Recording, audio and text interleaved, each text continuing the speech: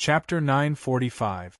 Chairman Su, you're saying, publicly selling your new flyers military magic machines? An ambassador asked in a loud voice. That's right. Su-yi nodded. Of course, there are certain conditions. Hearing this, the ambassadors who had been excited instantly calmed down. This was right. If New Flyer really sold military magic machines to all the countries on the continent without any conditions, Su-yi wouldn't need to hold this banquet at all. As long as New Flyer leaked the news, all the countries on the continent would rush over. Chairman Su, what are the conditions? Another ambassador asked the question they cared about the most for all the ambassadors. Before talking about these conditions, I want to give everyone a brief introduction to the military magic machines. Su-yi waved his hand with a smile, and the two New Flyer employees, who came with him, brought over a magic illusion projector that they had already prepared. Then they put in a magic illusion film module. After they left, Su-yi looked at everyone's curious gazes with a smile. Everyone, let's watch a magic illusion film first. After saying this, Su-yi pressed the switch on the magic illusion projector and an illusion came out of the magic illusion projector. Hong, hong, hong, hong, hong. Countless violent explosions suddenly sounded in the private room, giving everyone a fright. When everyone calmed down and looked at the illusion, they found that the illusion was showing a battlefield that was currently in the middle of a fierce battle. In the sky of the illusion, countless arrows mixed with fireballs were flying back and forth. From time to time, a fireball would land on the ground, triggering a violent explosion and a burst of fire. It looked extremely shocking. Everyone, this is the scene of the battle between the Lampari Kingdom's Northern Army and the Sak Kingdom's Hungry Wolf Regiment that we set up. Everyone can see it. Su-yi gave a simple explanation before pointing at the fireballs flying in the sky in the illusion. Everyone can see that in this scene, the most important thing is one of the military magic machines. It is also the magic machine that the Lampari Kingdom's army uses the most. It is called the magic cannon. Magic cannon? Everyone heard Su-yi's explanation and looked at the illusion film that wasn't long, but it was repeated several times. They all nodded, thinking that this name really was appropriate. Although this illusion film wasn't long, the might of the magic cannon had shocked them. Although many of the ambassadors had been on the battlefield when they were young, the battles they experienced were only close-range battles with real swords and spears. At most they used bows and arrows as simple long-range attacks. How could it compare to the terrifying might of the magic cannon in this illusion film? Although they already knew that in the battle between the Lampari Kingdom and the Sak Kingdom, because both sides had large amounts of military magic machines, the battle was very intense, far surpassing the scope of a traditional battle. But when they saw this illusion film with their own eyes, they realized that the real battle was more than 10 times more intense than they imagined. Chairman Su, this magic cannon, how much is it? For one? An ambassador suddenly pointed at the magic cannon that flashed in the illusion film as he asked this. Shwa, everyone's eyes turned from the illusion film to Su-yi. There are many types of magic cannons. In this illusion film, the magic cannon used by the Lampari Kingdom's Northern Army is a single-barrel 75mm cannon developed by our New Flyer. The current price is 2,300 gold coins per cannon. Su-yi replied with a faint smile. 2,300 gold coins? Everyone in the room took a cold breath. This price really was a bit expensive. It had to be known that 2,300 gold coins was enough to equip a small team of 50 fully armed people. But when they turned to look at the incomparably strong might of the magic cannons in the illusion movie, everyone thought about it and felt that this price was very reasonable. What was the use of a small team of 50 fully armed people? With the attack of the magic cannon, they could be taken care of in a single attack. Moreover, based on the illusion film, the attack range of the magic cannon was very terrifying. With a rough estimate, it was over 2 kilometers. Compared to traditional bows and arrows, This attack range was without a doubt overwhelming. Think about it, if a traditional army faced an army equipped with magic cannons, they wouldn't even be able to see the other side's shadow before being blown to pieces by the magic cannon. What would they use to fight back? Thinking about it, not to mention 2,300 gold coins per cannon, even if it was doubled, it would still be worth it. Right, Chairman Su? You just mentioned the price of the magic cannon, right? Then the fireballs that came out of the magic cannon. Are they part of the magic cannon? An ambassador suddenly asked. Sui shook his head. No, these fireballs are actually the flames created by the magic cannon's magic shell, they aren't real fireballs. Moreover, we have developed a total of 7 kinds of magic shells based on their uses. These are the most common magic explosive shells, they have the best effect when used in a large area. Other than this, there are other kinds of magic shells. For example, the magic freeze shell, it can release a might equal to a 6th grade ice spell, which is even more effective in certain situations. Everyone couldn't help revealing looks of surprise again. They only knew that the military magic machines were powerful, but they never thought that there would be so many types. Even the magic shells used by the magic cannons had so many differences, it really was shocking. Then Chairman Su, this magic shell, does it also need to be bought with money? The ambassador who asked before kept asking. Of course. Each magic shell needs to be carefully made, so of course it needs to be bought with money. Sui replied without any politeness. There were whispers that filled the room. Most of the ambassadors couldn't help knitting their brows as they revealed looks of dissatisfaction. This new flyer really was too much. It was fine if the magic cannons were this expensive, but how could they sell the magic shells for extra money? Profiteer. An ambassador's heart was filled with dissatisfaction.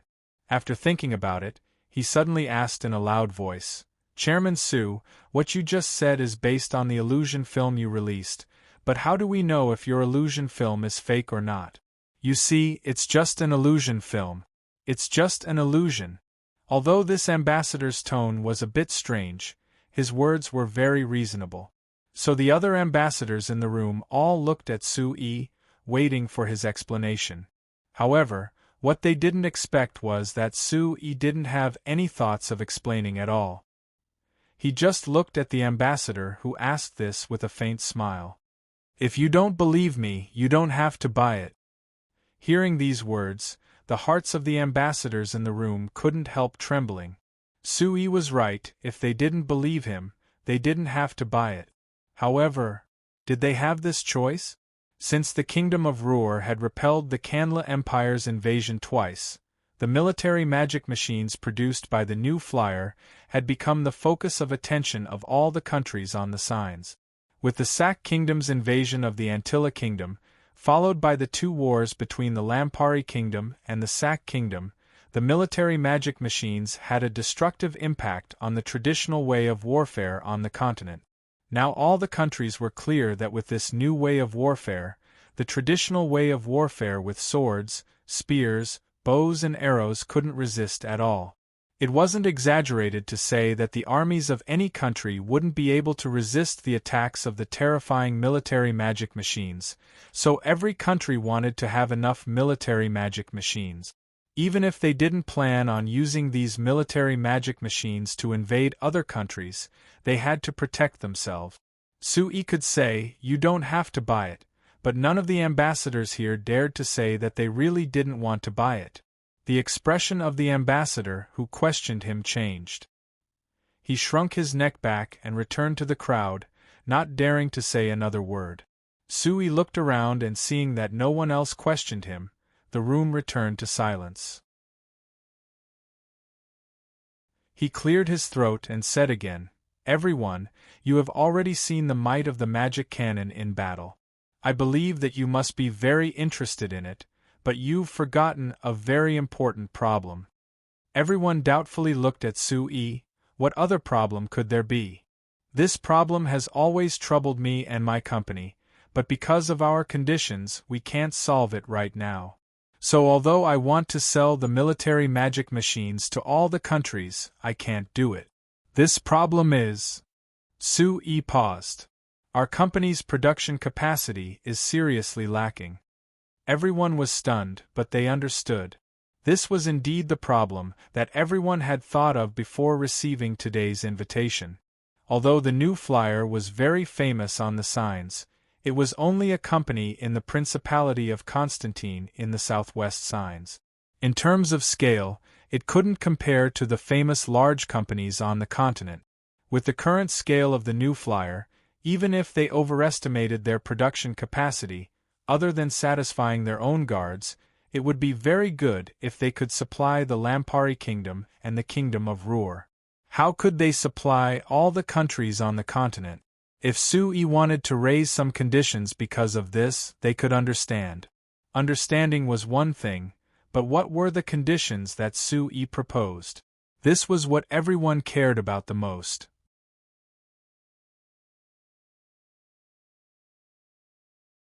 Chapter 946. The reason why I proposed the condition first was because I hoped to solve this problem. Sui turned to point at the illusion film that kept playing. Let's return to the illusion film. Everyone, I believe that you all know that the Lampari Kingdom could easily defeat the Sack Kingdom because the Lampari Kingdom had the support of our new flyer, so they were equipped with large amounts of military magic machines. That's why they could easily crush the military magic machines of the Sack Kingdom and have the absolute advantage on the battlefield. But do you know why the military magic machines of the Lampari Kingdom's army are better than the military magic machines of the Sack Kingdom? Chairman Su, there's no need to boast, right? Everyone is clear that not to mention the military magic machines, even in the entire magic machine field, your new flyer is without a doubt number one. There's no need for you to emphasize this. Isn't that right, everyone? An ambassador suddenly spoke up with a smile. There were sounds of agreement that came from all around.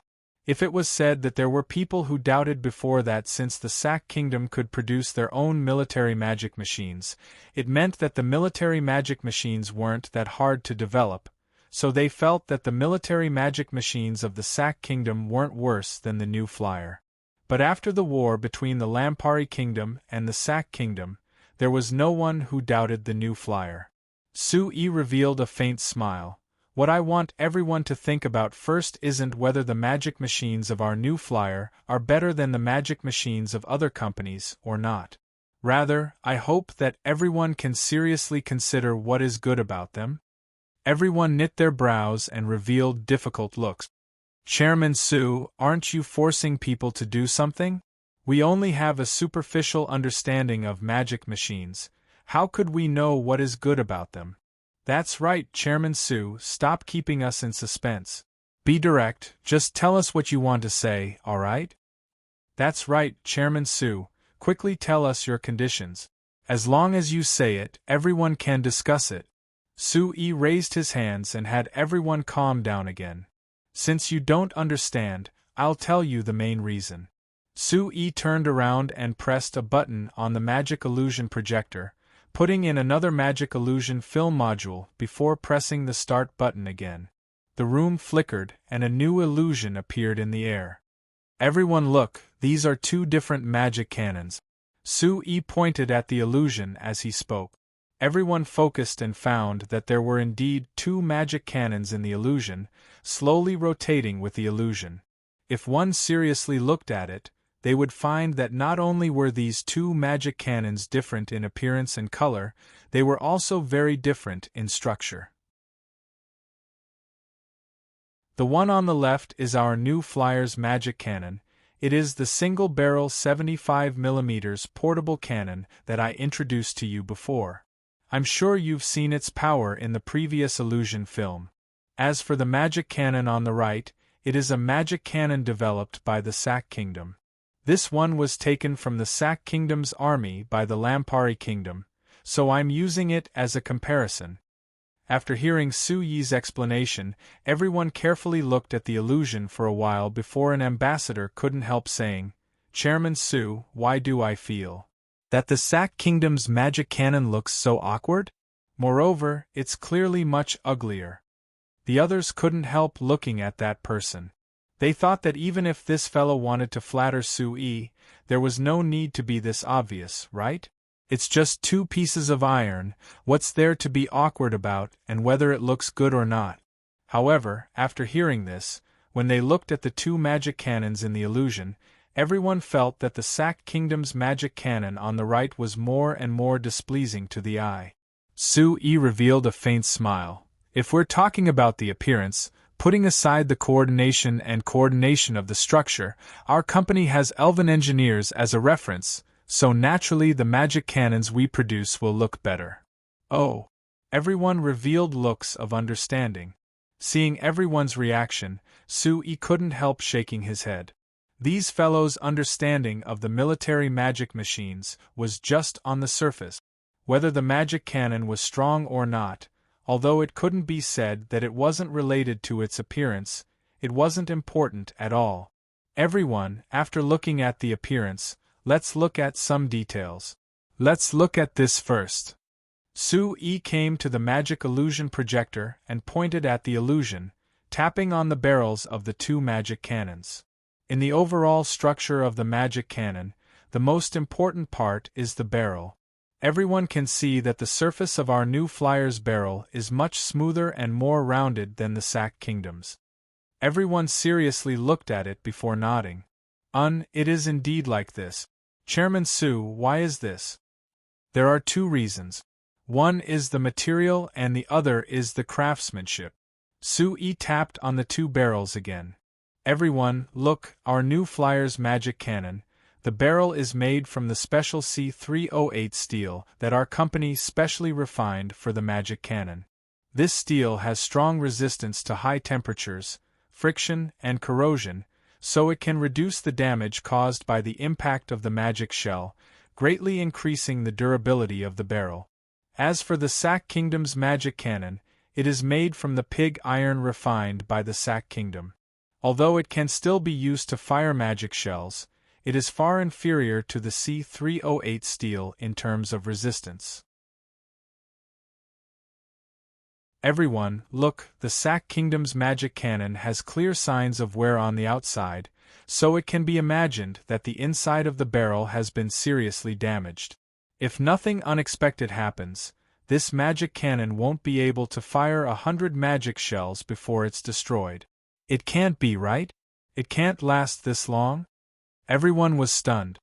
This is the professional judgment that our company's engineers made after evaluating this magic cannon. It can't be wrong, Sui said with a serious look. Everyone under the stage looked at each other and held back their doubts.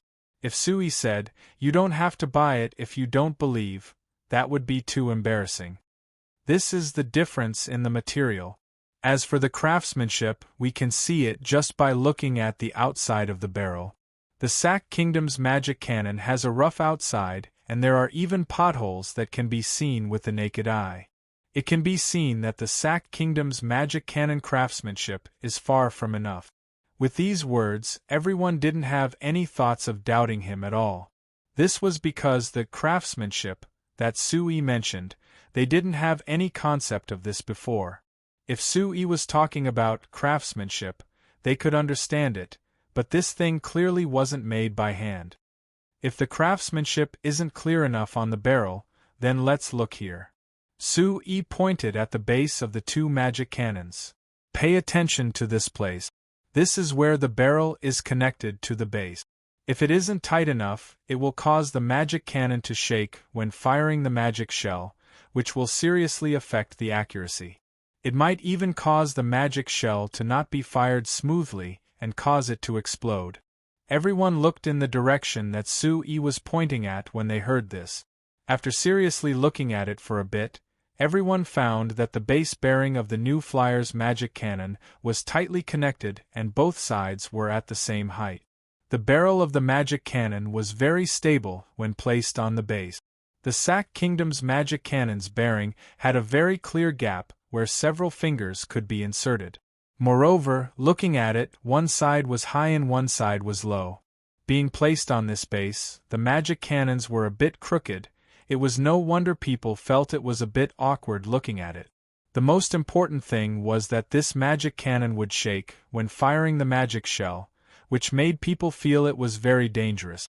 After looking at it for a bit, an ambassador asked Sui with a frown, "Chairman Su, I understand that the Sac Kingdom's magic cannons are much worse than your new flyer's magic cannons. But this, how is it related to the conditions you mentioned?" The others all looked at Sui. That's right, Sui had been talking for a while since the beginning, but how was this related to the conditions he mentioned? "It's very important," Sui said with a serious look. "Everyone, to be honest, the reason why the Sac Kingdom could develop these military magic machines was because some of our company's information was leaked, allowing them to develop their own military magic machines." This was everyone's first time hearing about this, so they couldn't help being stunned. But thinking about it, they felt that this was very reasonable. If it wasn't like this, how could the Sac Kingdom suddenly develop their own military magic machines?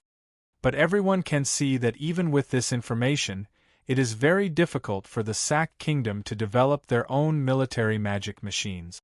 In the end, they can only produce these inferior military magic machines that aren't worth mentioning. The ambassadors had strange looks on their faces. Even if it was these inferior military magic machines, it would be good if the country they represented could have them.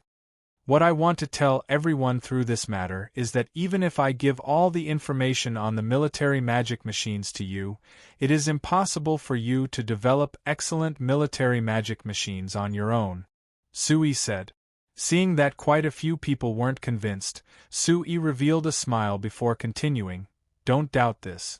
The military magic machines are only a small part of the magic machine industry, but if you don't have any other industrial foundation, if you want to directly produce military magic machines, you will end up like the Sac Kingdom, investing large amounts of manpower and resources, but you can only make some useless military magic machines." After saying this, Sui turned to point at the magic cannon made by the new flyer in the illusion. Although this magic cannon looks like a very simple magic machine, whether it is the steel used, all the parts, or even the smallest screw, they are all built on an industrial foundation. If you don't have the ability to produce these parts, it would be a fool's dream to produce a qualified military magic machine. Suyi's words were filled with power and decisiveness. After the ambassadors were silent for a bit, one of them asked, "Chairman Su, could it be that you want us to first build that some industrial system?" "That's right." Sui nodded. All the ambassadors were at a loss. "But how do we build this industrial system?" "It's very simple." Sui revealed a faint smile. "As long as you're willing, our new flyer can cooperate with all your countries and help you build the most basic magic machine industry, before giving you the method to develop this system. As long as you're willing to build from the basics, when it reaches a certain level, our company will directly give you the method to make military magic machines, allowing you to truly make your own military magic machines." Hearing the last sentence, all the masters' breathing quickened, and their eyes lit up. "Chairman Su, you want us to make our own military magic machines?" "Yes." Sui nodded with a faint smile. "There is a saying in my hometown, it's better to teach a person to fish than to give them a fish. The meaning is that it's better to teach someone how to fish than to give them a few fish. Since our company can't even give you fish, why don't we directly teach you how to fish?" The eyes of all the masters looking at Sui instantly filled with passion.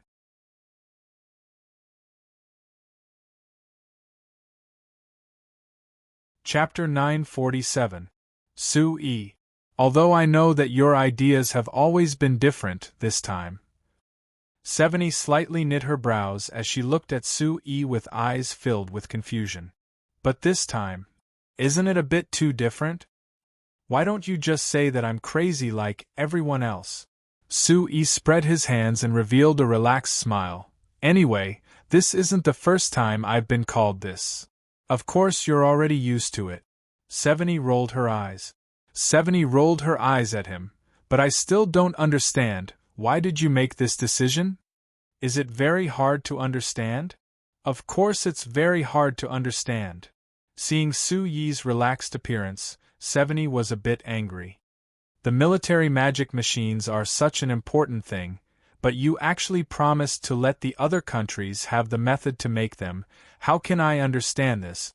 Do you really like to give away things that are so important to you to others so casually?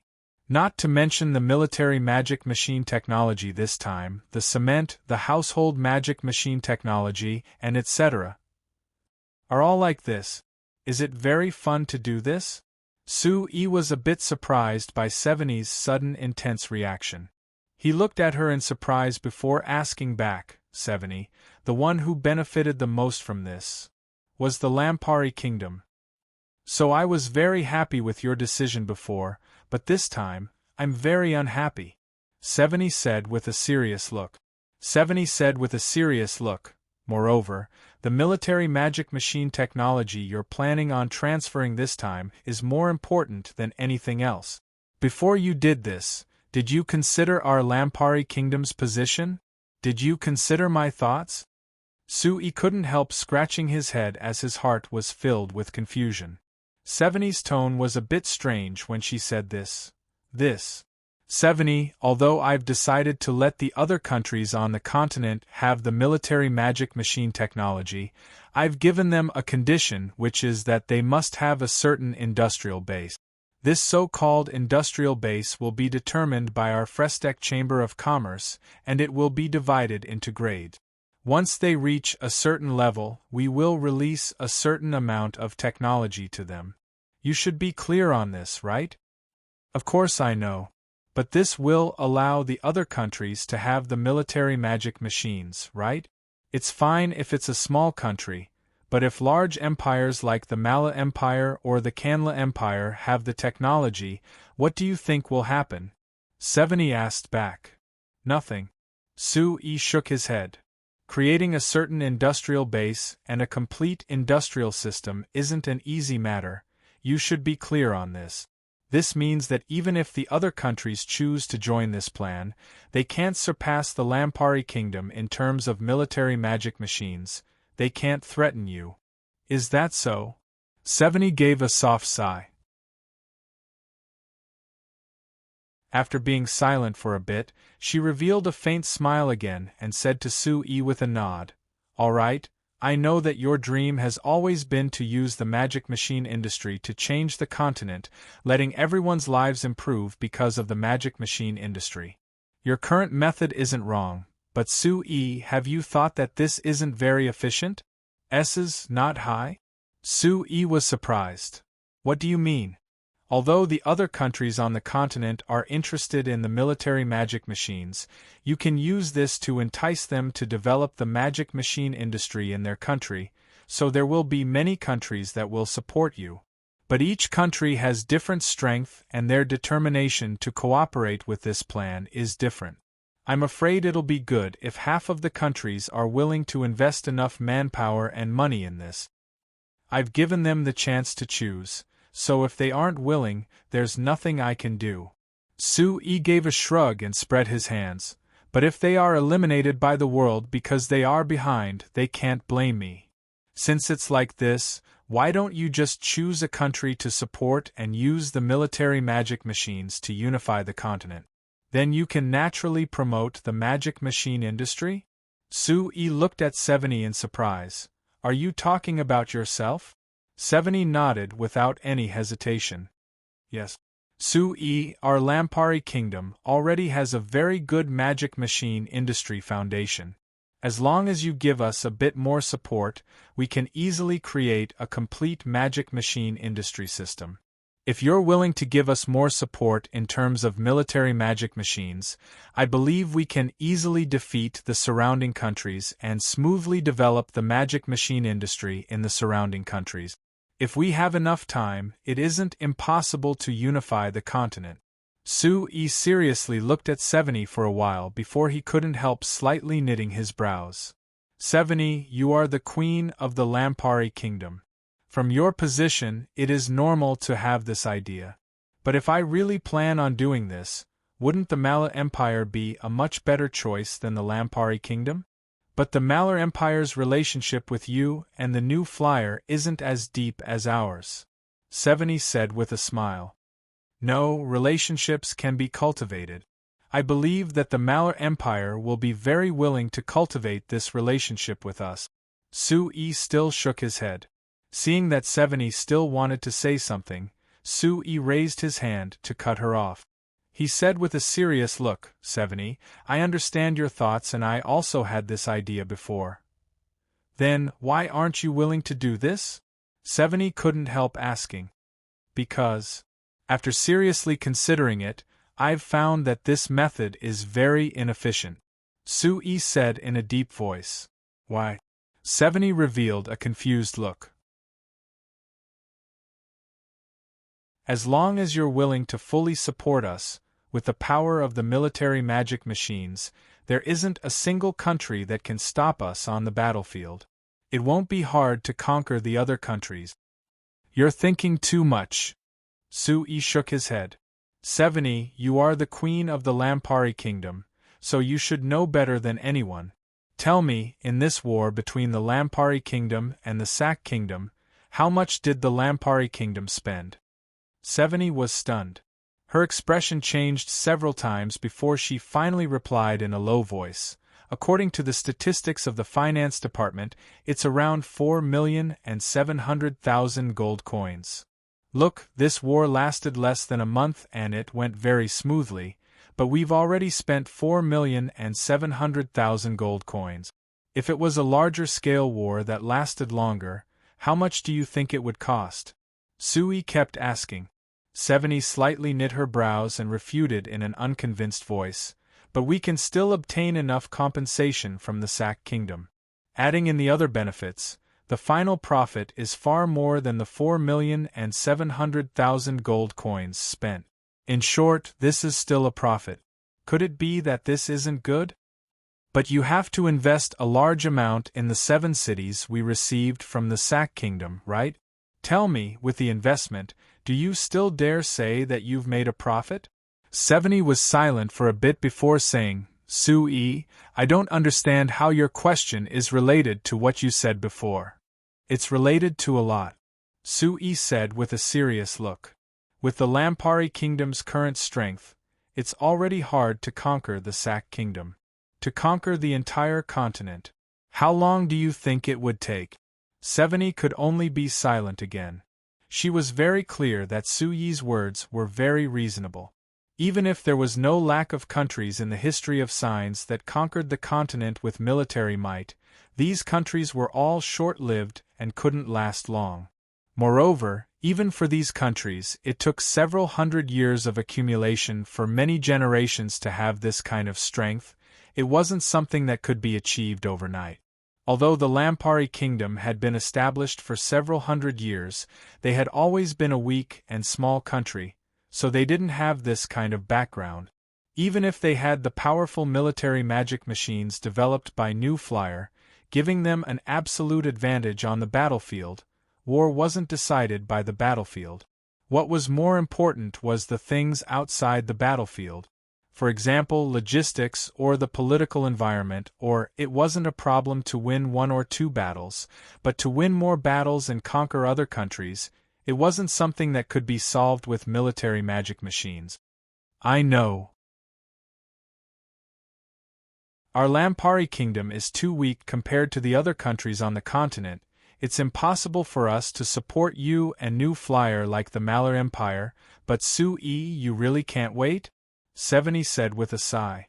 Sui revealed a bitter smile and lowered his head to think. He took 2 steps forward and came in front of 70.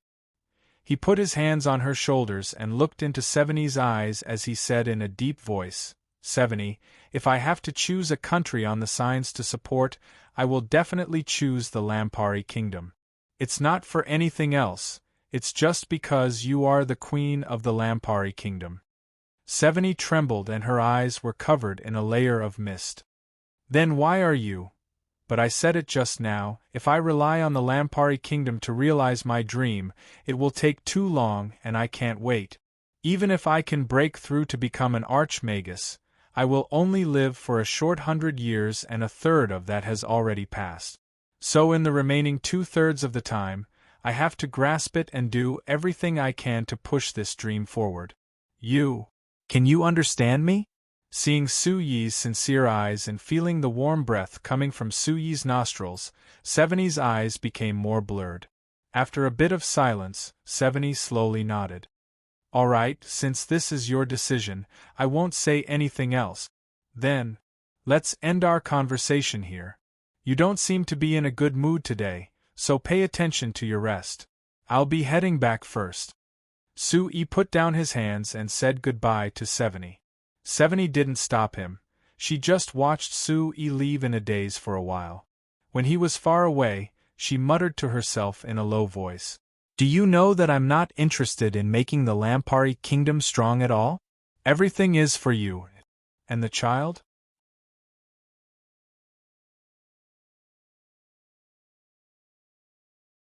Chapter 948.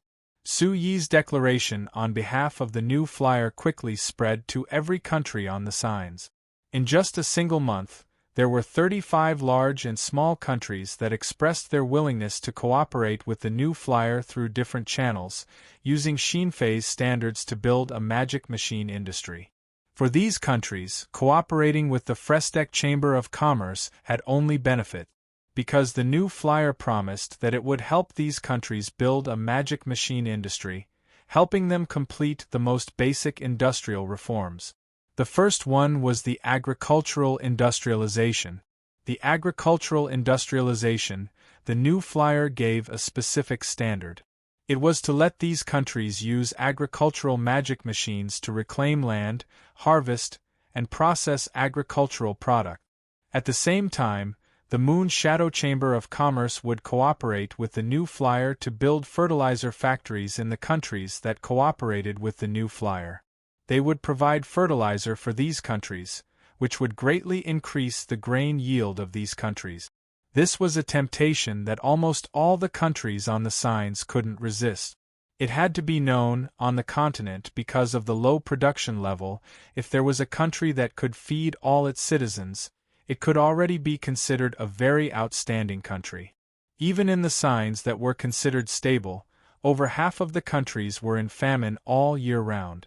Now that the new flyer had shown everyone that it could feed them, there was no doubt that all the countries welcomed it. So just based on this, there were many countries that wanted to cooperate with the new flyer. Of course, it wasn't that every country had enough land to satisfy this basic condition. So other than agricultural industrialization, the Frestec Chamber of Commerce had other plans for those countries that had natural deficiencies in agriculture because their land was idle.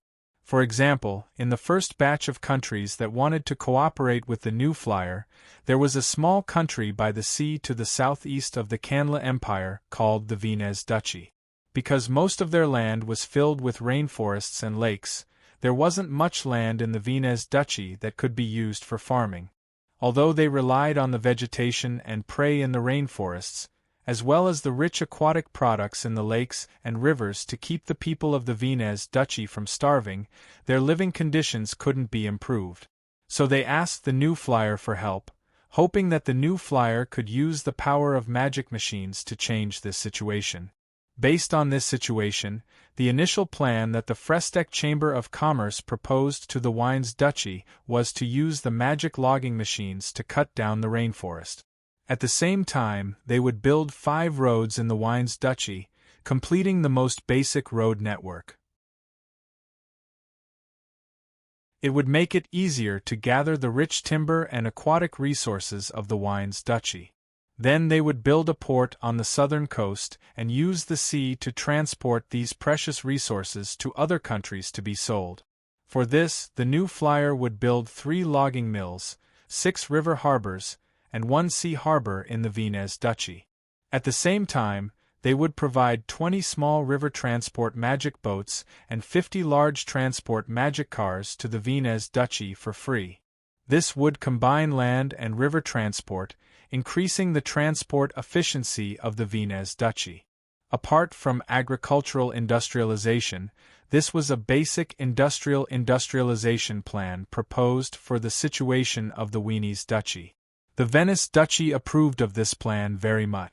After discussing this with the Fresteck Chamber of Commerce, they immediately invited several staff members of the Fresteck Chamber of Commerce to investigate the Venice Duchy. The Venus Duchy was just a small duchy that was a bit bigger than the Principality of Constantine, and they were this enthusiastic this time. So if nothing unexpected happened, it was very likely that they would become the first country to cooperate with the new flyer. Of course, it wasn't all countries that were this enthusiastic.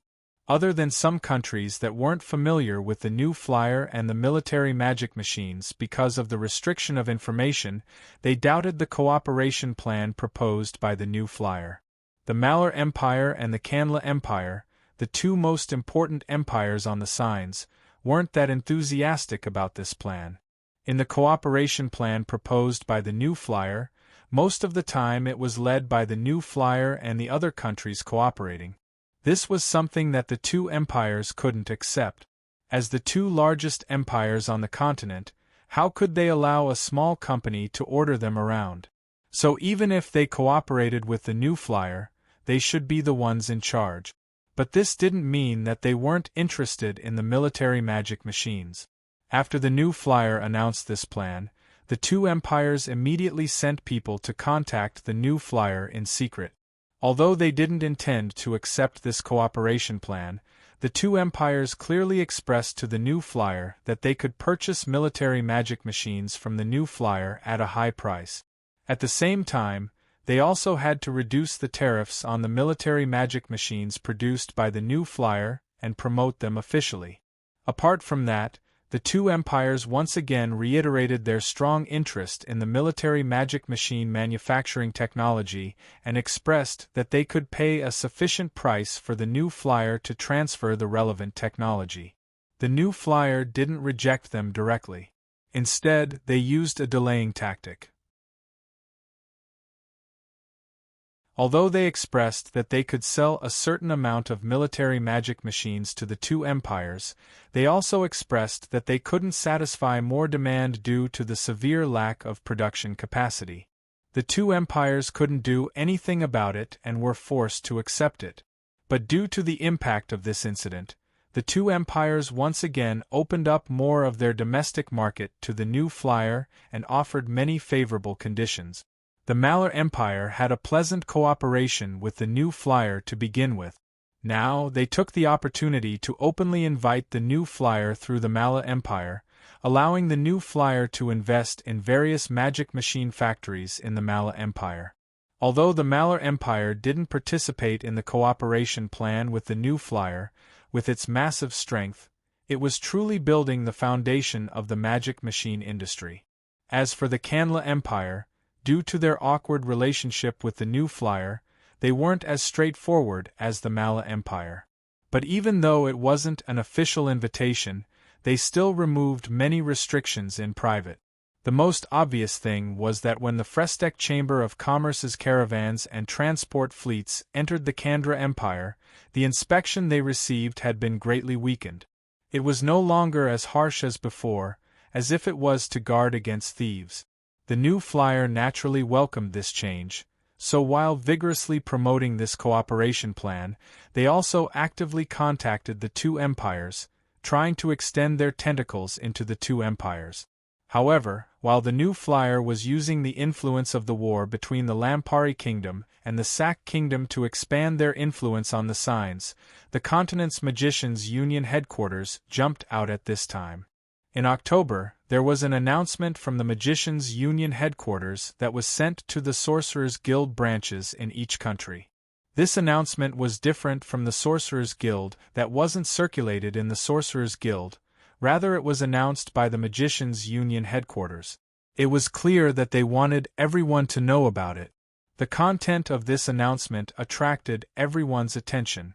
In the announcement, the Magicians' Union headquarters suddenly announced that the new flyer was deliberately hiding the fact that they were cooperating with the Magicians' Union headquarters, so they didn't really help the Magicians' Union headquarters with the things that they wanted them to do. According to the investigation, the courses that the new flyer taught in the new flight college had nothing to do with magic, so the low-grade magicians who entered the new flight college couldn't study magic like they wanted. Rather, they could only receive training that had nothing to do with magic under the influence and threat of the new flyer. This seriously went against the agreement that New Flyer had signed with the Magicians' Union headquarters, so the Magicians' Union headquarters announced that New Flyer was no longer a company that cooperated with the Magicians' Union headquarters. Using the excuse that New Flyer could deceive the Magicians' Union headquarters, as well as causing harm to the benefits of many low-grade magicians, they announced that New Flyer was the Magicians' Union headquarters warning company, calling on all magicians on the continent to be vigilant and boycott the New Flyer. When this announcement was made, the entire continent was thrown into an uproar. Not long ago, the Magicians' Guild had a happy cooperation with the Frestec Chamber of Commerce. Why did they suddenly tear apart all pretenses and even publicly criticize the Frestec Chamber of Commerce? The Sorcerers' Guild had a long history in the signs. It had been passed down for thousands of years and had always been a prestigious organization. Now that the Magicians' Union headquarters suddenly made such an announcement, those who didn't know the truth would naturally choose to believe the Magicians' Union headquarters and criticize the New Flyer. After all, in the eyes of most people, merchants were known for being cunning. However, in the eyes of those who knew the truth, the Magicians' Union headquarters' public criticism of the New Flyer was only met with cold laughter. The Magicians' Union headquarters announcement was sent to the Sorcerers' Guild branches in the Lampari Kingdom, the Kingdom of Ruhr, and the Principality of Constantine. However, regarding this announcement, although the Sorcerers' Guild branches in these countries released it according to the orders of the headquarters, they didn't take any further actions. There was no need to mention the Principality of Constantine's Sorcerers' Guild branch. The Lampari Kingdom's Sorcerers' Guild branch directly announced through the Lampari Weekly and the Anvil Martimes that the New Flyer and the Lampari Kingdom's Sorcerers' Guild branch had been working together for the past few years. They had invested large amounts of money to support the low-grade magicians of the Lampari Kingdom, allowing many of them to benefit from this. For the magicians of the Lampari Kingdom, the New Flyer had made a great contribution that couldn't be erased. This announcement, in the eyes of others, was simply going against the Magicians' Union headquarters. However, what really made the difference was not the support of the Lampari Kingdom's Sorcerers' Guild branch to New Flyer, but rather the core people of this matter, the reaction of the low-grade magicians.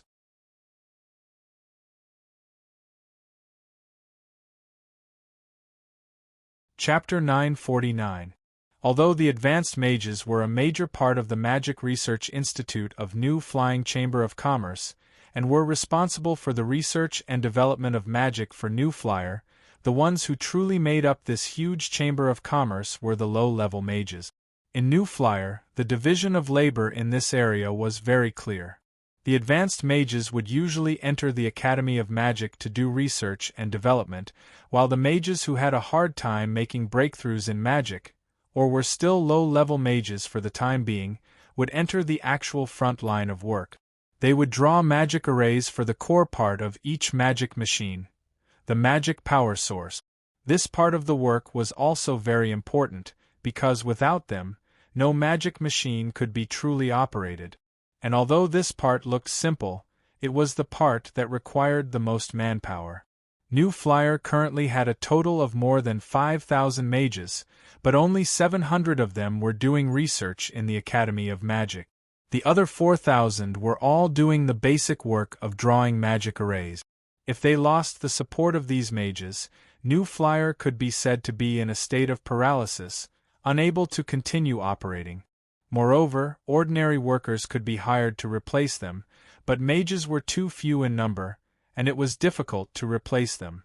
Therefore, these mages were no less important to New Flyer than the researchers of the Academy of Magic. The Magicians' Union headquarters was now specifically criticizing New Flyer's role in the low-level mages, and they were simply targeting New Flyer's weakness. Their intentions could not be described as not ruthless. Many people expected that since the Magicians' Union headquarters had already spoken, the low-level mages working for New Flyer would definitely have some scruples. It was likely that a large number of low-level mages would leave New Flyer. If nothing unexpected happened, New Flyer would definitely fall into serious turmoil. But the reality was beyond these people's expectations. After the notice from the Magicians' Union headquarters was released, New Flyer did not seem to be affected at all. Everything was as usual. Not to mention the mass resignation of low-level mages, there wasn't even the slightest bit of news. This situation caused countless people to be puzzled. With the Sorcerers' Guild's lofty status in the signs and the lofty reputation in the hearts of the magicians, as long as the Magicians' Union headquarters opened their mouth, even the noblest magicians would show their respect, not to mention the lowest-level magicians.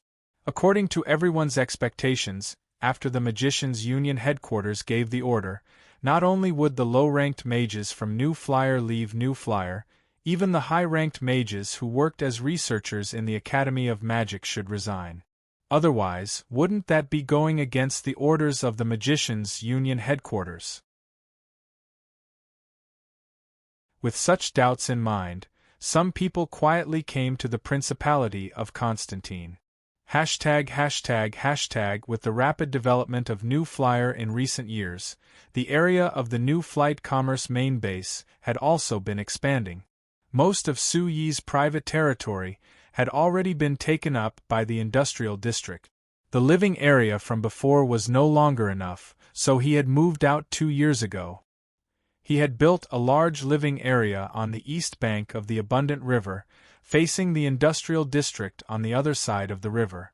This living area provided housing and living services for more than 100,000 New Flyer employees. It occupied a large area, with a total area of more than 20,000 hectares. Its scale was even larger than many of the major cities in the signs. Compared to Xinfei City, which was located further east in the center of the northern Principality of Constantine, the atmosphere of life here was stronger. However, the use of magic machines here was not inferior at all. All kinds of basic facilities were very complete, and there was no problem with the supply of goods. All kinds of living materials were plentiful and cheap. Living here could be said to be very comfortable and nourishing. Because the people living here were all employees of New Flyer, the living area was naturally divided into several areas according to their positions in the Chamber of Commerce. In the area near the abundant river to the northwest, the main people living here were the low-grade magicians of the Frestec Chamber of Commerce who were responsible for drawing magic arrays.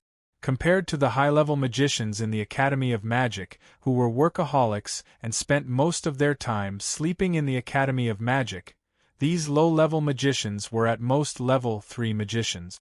They weren't very strong, so they weren't much different from ordinary people. Instead, they preferred to live in this living area. Every day after work, these low-level magicians would return to their own residences after finishing their work. Some of the ambitious low-level magicians would carefully study magic, but most of them weren't young and didn't have much ambition. Some of them already had a clear understanding of their own talents and knew that they couldn't go any further, so they would take the opportunity to relax. At this time, the small taverns in the residential area were the best places for them to go. Every night, the familiar low-level mages would come to the taverns in the residential area of these low-level mages in groups of 2s and 3s.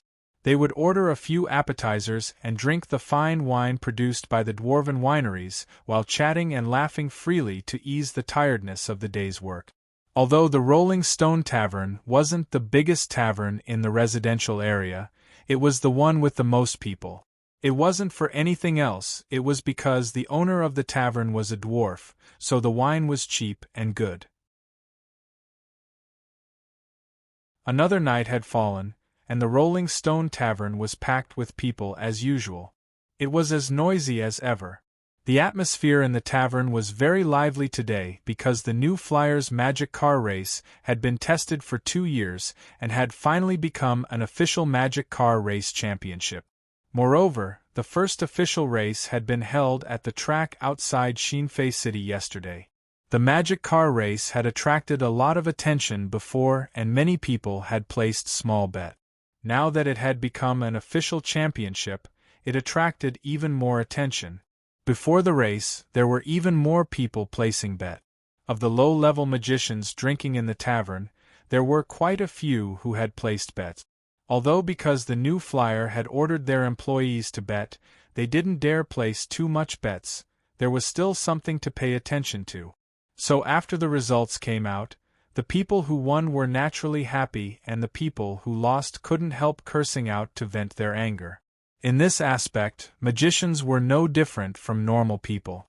When Senior opened the door to the Rolling Stone Tavern, he couldn't help taking a step back from the smell of alcohol that filled the air.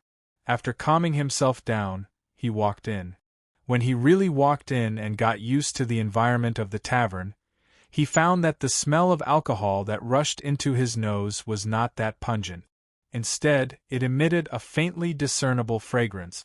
After looking around, he came to the bar and hooked his finger at the bartender. "Hey, do you have any good wine here?" The bartender looked at him in surprise. "Is this your first time here? Our Rolling Stone Tavern only has 3 kinds of wine, you can just pick one." Senior snappily glared at him. "How would I know what 3 kinds of wine it is if you don't tell me?" The bartender pointed behind him and didn't reply. Senior could only look in the direction he was pointing and saw 3 paintings hanging on the wall behind the bar. There were 3 cups of different colored wine. Of the 3 cups of wine, one was completely red, looking very pure and rich. The other cup was a faint green, looking like it had a different taste. The last cup was completely transparent, looking no different from plain water. Senior carefully looked at it for a while before he couldn't help giving a e-sound. This e-sound wasn't for the wine in the 3 paintings, but rather the paintings themselves. With his cultural attainment, he could easily see that these 3 paintings were exquisitely drawn and had excellent brushstrokes. No matter how he looked at them, they were rare paintings. They were not inferior to the paintings of many masters. It was really strange that there were 3 paintings of such high quality hanging casually in such an inconspicuous little tavern. "Hey, can you tell me who painted these 3 paintings?" Senior couldn't help but forget his purpose for coming here due to his curiosity. He pointed at the 3 paintings and asked the bartender. The bartender looked back and shook his head. "I don't know. I only remember that an elf got drunk here and forgot to bring money, so he drew 3 paintings as collateral. I don't know how the owner agreed. Idiot! That must be an elf master." Senior roared in his heart, but he tried his best to keep a straight face. He only shook his head in pity. "Looks like you missed a good opportunity to meet an elf master painter. What a pity." The bartender glanced at him in confusion. "A painting master of the elves? Is that rare? There are elves everywhere here. Any one of them shouldn't be bad, right? How can that be?" Senior was about to retort when he suddenly remembered that this was New Flyer's territory. It wasn't as rare to see elves here as it was elsewhere. Thinking of this, Senior was speechless. He opened his mouth and waved his hand disappointedly. "Forget it. Give me a glass of each." "A glass of each?" A middle-aged man who was sitting at the bar and sipping a glass of wine suddenly turned his head and looked Senior up and down. He patted him hard on the shoulder and said earnestly, "Brother, I advise you not to do this. The first time I tried to drink 3 types of wine together like you, I was so drunk that I went home and slept for a whole day before I sobered up. Because of this, I missed a day of work and had a gold coin deducted from my salary." "A gold coin?" Senior's eyes lit up and he asked, "You're an employee of New Flyer?"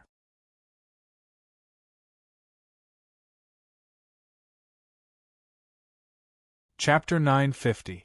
The middle-aged man was stunned. He looked at Senile from head to toe, and a look of realization appeared on his face. Oh, right. This is obviously your first time here. No wonder you don't know how strong these 3 wines are. Then, he nodded and continued, yes, I'm an employee of New Flyer, but I'm not one of those high and mighty researchers at the Academy of Magic. I'm just a pitiful level 2 magician who spends my days drawing magic arrays. Senile's eyes shone with even more interest. He first looked at the glass of red wine in front of the middle-aged magician. Then, he asked the bartender to bring 2 glasses of the same wine and handed one over. What? The middle-aged magician looked at him in surprise. Are you treating me to a drink? Yes, I want to ask you something. Senile nodded with a smile. Ask about something? The middle-aged magician was obviously a little drunk, but his eyes were still clear. He looked at the wine that Senile handed over and chuckled. I'm just an ordinary low-level magician in the Chamber of Commerce. What do you want to ask me about? Senile moved closer, reached into his bosom, and took out a small badge. A level 2 magician badge? The middle-aged magician immediately recognized the badge. He looked at Senile in surprise, thought for a moment, and took a sip of the wine. Okay, what do you want to ask? I'll say this first. There are some things that cannot be told to outsiders. Of course. Senile quickly smiled apologetically. I haven't asked, just call me Luther. Okay, Luther. As you can see, I'm a level 2 magician like you. And you see, I'm not doing very well now, Senile said honestly. Luther glanced at Senile's clothes, which were made of ordinary cloth, and nodded slightly. And then? You want to come to New Flyer to find a job? That's what I plan to do, but what? Senile looked around and approached Luther. He lowered his voice and said, I think you should have heard that the Magicians' Union headquarters released a notice a while ago saying that the New Flyer is a liar. Actually, they don't treat low-level mages well, so bullshit. Luther suddenly slammed the table in front of him. The sound was so loud that it immediately attracted the attention of everyone in the tavern. Senile was shocked and quickly pulled Luther back. He then smiled and nodded at the people in the tavern. When the others saw that nothing had happened, they no longer paid any attention to it. Senile heaved a sigh of relief and asked Luther, Why are you so excited? Is what the headquarters said wrong? Nonsense. Those fellows at the Union headquarters are just spouting **t. How are they right? Luther still looked very angry, but this time, his voice was softer than before.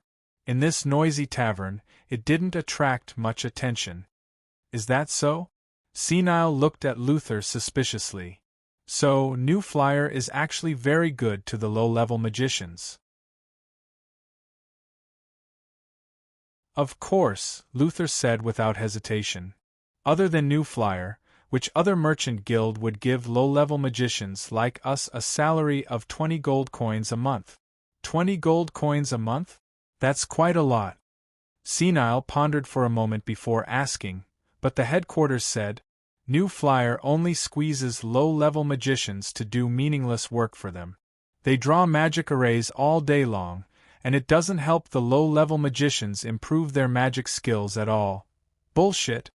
Luther shouted angrily again, but this time, it didn't attract much attention. Other than giving us such a high salary every month, the Merchant Guild also provides us with many benefits. Low-level magicians like us, as long as we are willing, can apply for magic materials for free once a month for our own magic research. Isn't this good enough? Yes, this is indeed good. Moreover, every once in a while, the Merchant Guild will let those high-level magicians and even invite the great magicians to personally guide low-level magicians like us and help us improve our magic skills. Tell me, other than here, where else can low-level magicians like us get the chance to be personally guided by the great magicians? Senile was silent for a moment before changing the topic. But I also heard that. New Flyer doesn't teach the low-level magicians in the new flight college at all. Bullshit. Bullshit. Bullshit. Luther cursed angrily 3 times in a row. He suddenly stood up and looked around the tavern before grabbing Senile's arm and dragging him to a table in the corner. The people at the table looked at Luther and Senile in surprise. One of them was about the same age as Luther and had a level 2 magician badge on his chest. He glanced at Senile before asking Luther, "Hey, Luther, what's the matter? Is this your friend?" "No, I just met him," Luther replied casually before pushing Senile in front of the others. He pointed at them and said to Senile, "These fellows are the same as me. They graduated from the new flight college last year. Ask them if the school is like what you said." "What about it?" The middle-aged magician was even more confused. "Hey, Luther? What did this guy say about the school? This idiot actually believed what those bastards from the Magicians' Union headquarters said. He thinks that we are all idiots and were cheated by the new flight college. We can't even learn magic there." "Huh!" They all looked at Senile in shock. After looking at each other, they burst into laughter at the same time. "Haha, there are actually people who believe such laughable words. That's right. I didn't think anyone would be so stupid as to believe something that is obviously a lie. Are you kidding me? Don't you know that the Lampari Kingdom Sorcerers Guild branch specifically explained that the new flight college takes good care of us low-level magicians? How could they not let us learn magic?" "That's right. If we can't even learn magic in the school, how can we work in the Chamber of Commerce after we graduate? Can't you understand such a simple logic?" "Haha. How stupid!" Senile's face turned green and white as he listened to everyone's unrestrained ridicule. After a while, he forced himself to hold it in and continued to ask, "According to what you said, the new flyer is actually very good to you? They teach you magic?" "Nonsense. The Chamber of Commerce opened this school to let us low-level magicians grasp some basic knowledge about magic machines. Then, we can choose a direction that we are good at to train in so that we can use it when we graduate. If they don't teach us magic, why are they letting us in?" "That's right. Although our Chamber of Commerce is very rich, we can't waste it for nothing, right? Besides, the president is such a smart person. Why would he do something so meaningless? Isn't that right, everyone?" "Of course. That's right. But the things you learn will only be useful when you work in the new flyer, right? It doesn't seem to be of much help to your magic." Senile still did not understand. "Hey, why are you so stupid?" A young magician in his 30s, wearing a rank 3 magician's badge that was 1 rank higher, glanced at Senile with disdain. "Think carefully. We're already so old, yet we're still so low level. Do you expect our magic to improve by leaps and bounds and dream of becoming a great magician? Don't joke around. Let me tell you, at our age, life is more important than anything else. In other places, our magic is nothing, but in the new flyer, we can rely on this to get a salary of 20 gold coins a month, or even more. It's enough for us to live a good life that we didn't even dare to dream of before. If it were you, would you think of so many useless things?" "That's right. All that talk about improving your magic is meaningless. Having food to eat and being able to survive, that's the real thing." "That's right. We're not those fellows from noble families who have so much money to buy materials and research magic. We have to ensure our own survival first. Do you know how grateful I am to our Chamber of Commerce? If it wasn't for such a good job here, I might have starved to death by now. Why would I even talk about researching magic?" But the Union has already issued a clear warning. If we continue to work in the new flyer, we might anger the Union. Then, we're all magicians. I'm afraid it'll be very inconvenient in the future. Senile was still unconvinced. Bah! The younger low-level magician spat out a mouthful of saliva.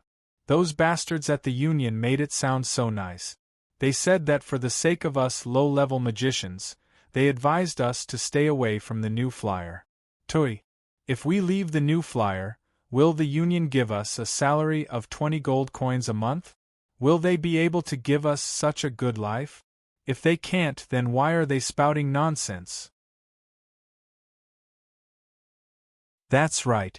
We've finally managed to live a good life by relying on the Chamber of Commerce. Those bastards at the union won't let us have a peaceful life. What are they trying to do? These fellows keep saying that they're thinking for the sake of the low-level magicians of the continent. I think they're just thinking about themselves. Do they think I don't know? These fellows clearly want to take revenge on our Chamber of Commerce because they can't win against the president in terms of patent protection.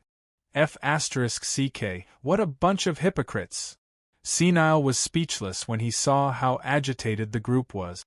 After a while, when everyone had calmed down, Senile asked again, "But everyone here is a magician registered with the union. If you don't listen to the union's instructions, I'm afraid there will be a lot of difficulties in the future." Difficulties? The young level 3 magician sneered.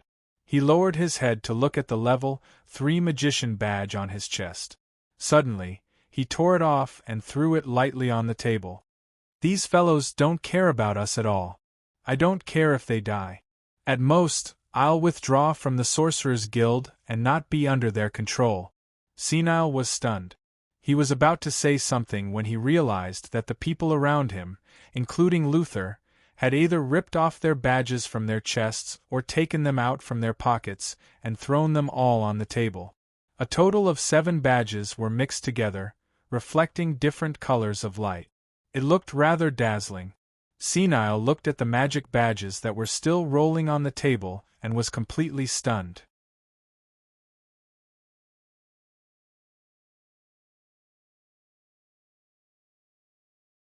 Chapter 951. In the history of signs, due to the power of the Sorcerers' Guild, everyone on the continent, including the Chimera Chamber of Commerce, hoped to become a partner of the Sorcerers' Guild because they could obtain countless benefits. And if there was a Chamber of Commerce like New Flyer that the Sorcerers' Guild declared as a Chamber of Commerce that was full of deceit, then what awaited that Chamber of Commerce was the fate of destruction. After all, the Sorcerers' Guild had a high prestige in the hearts of most people in signs. Everyone was inclined to believe the judgment of the Sorcerers' Guild. Since the Sorcerers' Guild said that the Chamber of Commerce was a Chamber of Commerce that was full of deceit, then it had already lost its credibility in the hearts of most people. And for a Chamber of Commerce, credibility was the most basic thing. Losing credibility was tantamount to a death sentence. But this time, the development of the situation was completely different from before. After the Magicians' Union headquarters announced that New Flyer was listed as a Chamber of Commerce that was not welcomed by the Magicians' Union headquarters, not only were the mages working in New Flyer not affected, even the products sold by New Flyer were not affected. The announcement from the Magicians' Union headquarters was like a tickle to New Flyer. Although it caused a lot of discussion, it did not have any substantial impact. On the contrary, whether it was the Lampari Kingdom Sorcerers Guild branch or the Sorcerers Guild branches in the southwest of the continent, they all expressed their support for New Flyer. They all announced that New Flyer was actually very supportive of the work of the Sorcerers Guild and was very helpful to the low-level mages of these countries. The reaction of the Magicians' Guild branches was beyond everyone's expectations. This was because they were openly opposing the Magicians' Guild. Although in the history of signs, there was no lack of examples of the Sorcerers' Guild branches opposing the decisions of the Union headquarters, most of them were because of the conflict of ideas between the Magicians' Union headquarters and the Sorcerers' Guild branches, and not because of the Union headquarters opposing a Chamber of Commerce. And this time, it was not just one branch that opposed the Union headquarters, but several branches in several countries. This kind of situation was very thought-provoking. But this was not the most eye-catching thing. After several Sorcerers' Guild branches, including the Lampari Kingdom Sorcerers Guild branch, expressed their opposition to the Magicians' Union headquarters' evaluation of New Flyer, the Principality of Constantine branch suddenly received a joint agreement from a total of 237 Sorcerers' Guild branches, announcing that they would withdraw from the Sorcerers' Guild. Once this matter was reported, it immediately caused an uproar. In the history of the Sorcerers' Guild, it was not that there were no mages who chose to withdraw from the Sorcerers' Guild, but they were usually either maverick mages, or mages who were declared as evil by the Sorcerers' Guild. But this time, a total of 237 mages chose to withdraw from the Sorcerers' Guild, which was a shocking matter. The reason why the Sorcerers' Guild had such a high prestige in the signs was because of its absolute position in the hearts of all the mages on the continent. At the same time, it was also because the Sorcerers' Guild monopolized almost all the mages' resources on the continent. Whether it was mages or other people or forces who wanted to withdraw from the Sorcerers' Guild, they could not avoid it. The most typical example was that the Sorcerers' Guild had control over the evaluation of mages. This was the only official evaluation in the entire signs, and it was also the only evaluation that was recognized by the public. For all mages, working hard to learn magic and striving to pass the Sorcerers' Guild's evaluation was their wish, and it was also a process that they had to go through. If they withdrew from the Sorcerers' Guild, it was equivalent to withdrawing from the system. Although they would not die, they would be sentenced to death as a mage. Therefore, unless it was a last resort, no mage would choose to withdraw from the Sorcerers' Guild. There was no benefit in doing so. So this time, more than 200 mages from the Principality of Constantine chose to withdraw from the Sorcerers' Guild at the same time, which naturally made people feel extremely shocked and puzzled. What was the reason for so many mages to withdraw at the same time? The Principality of Constantine's Sorcerers' Guild branch did not hide this matter. The 3 newspapers in the Principality of Constantine, as well as several newspapers in the Lampari Kingdom and the Kingdom of Ruhr, also reported this matter in detail. Through the reports in the newspapers, people finally knew the whole story. It turned out that the reason why these 237 mages chose to withdraw from the Sorcerers' Guild was because of the evaluation of New Flyer by the Magicians' Union headquarters. The Magicians' Guild declared that the Fresteck Chamber of Commerce was a company that was full of lies and wasn't worthy of trust. They also called for all magicians to be more vigilant against the Fresteck Chamber of Commerce. This wasn't just a slogan, they were actually taking action. In the annual certification exam that was about to begin this year, the mages working in New Flyer were supposed to participate in the exam like in previous years. However, when they went to participate in the exam, they were told that because they chose to work for New Flyer, a company that the Magicians' Union headquarters had judged to have bad practices, they lost the right to participate in the exam this year. If they wanted to obtain the right to participate in the exam, they had to withdraw from New Flyer. This action of the Magicians' Union headquarters caused the mages of New Flyer to be furious. After a discussion, these 237 mages jointly chose to withdraw from the Sorcerers' Guild, saying that they would no longer need to participate in the Sorcerers' Guild's certification exam. In addition, in interviews with several newspapers, these 200 mages expressed their strong indignation and criticism towards the actions of the Magicians' Union headquarters. He pointed out that when the Sorcerers' Guild was first established, it was originally an organization for all mages on the continent to help each other. The purpose was to give all mages on the continent some benefits from the Sorcerers' Guild. But now, the Sorcerers' Guild had become an organization full of power and selfishness. The high and mighty elders of the Magicians' Union headquarters no longer considered the interests of the mages, but their own interests. An organization like this, that had already gone against its original purpose, did not need to exist. The people who saw the report had different reactions towards the criticism of this representative. Most people sympathized with these mages and agreed with this representative's criticism of the magicians' union headquarters. However, a small portion pointed out that these 200 mages were employees of New Flyer, and their actions were completely under the instructions of the New Flyer. It was a plot by the New Flyer to go against the magicians' union headquarters. New Flyer did not respond to this, but something else happened that gave the magicians' union headquarters another heavy blow. Not long after these 200 mages chose to withdraw from the Sorcerers' Guild, they suddenly announced to the public that they would establish a joint association for the protection of the survival and employment of mages, or the Sorcerers' Association for short. The purpose of this Sorcerers' Association was just as its name implied. It would focus on the most basic survival and employment issues of mages, and ensure that all mages would not have to worry about these most basic issues. In the declaration of the establishment of the Magicians' Alliance, the first president of the Magicians' Alliance, Maze Luther, who was also the representative of the more than 200 magicians who had chosen to leave the Guild of Magic, stated that the purpose of the Magicians' Alliance was to ensure that every magician had a suitable job and that they would not be troubled by the problem of survival.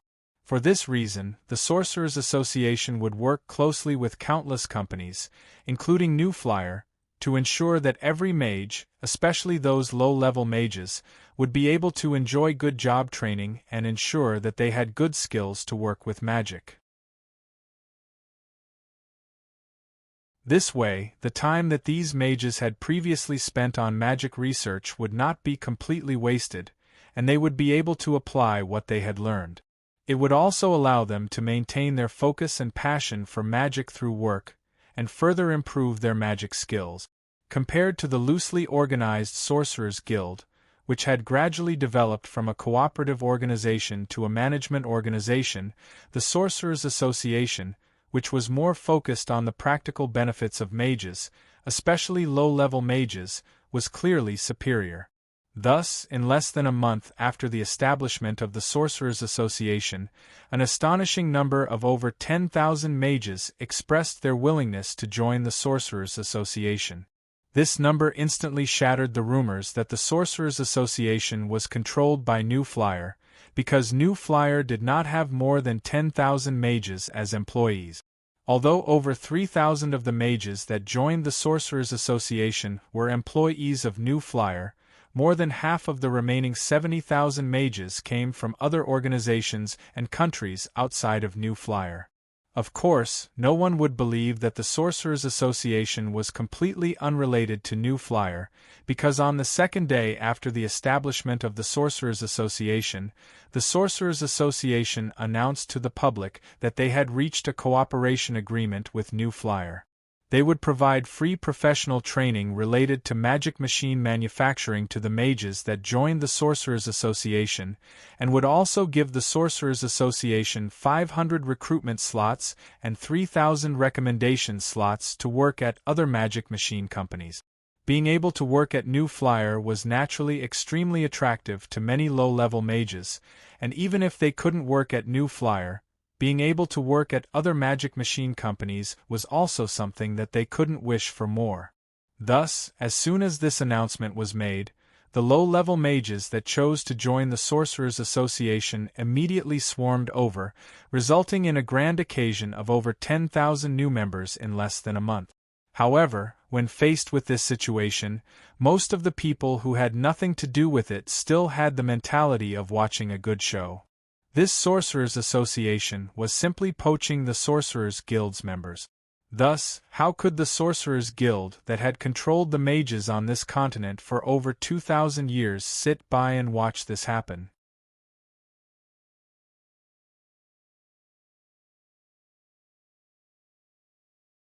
Chapter 952. Sir Alex Ferguson couldn't remember how many times he had come to the Principality of Constantine and the new Flight Commerce main base.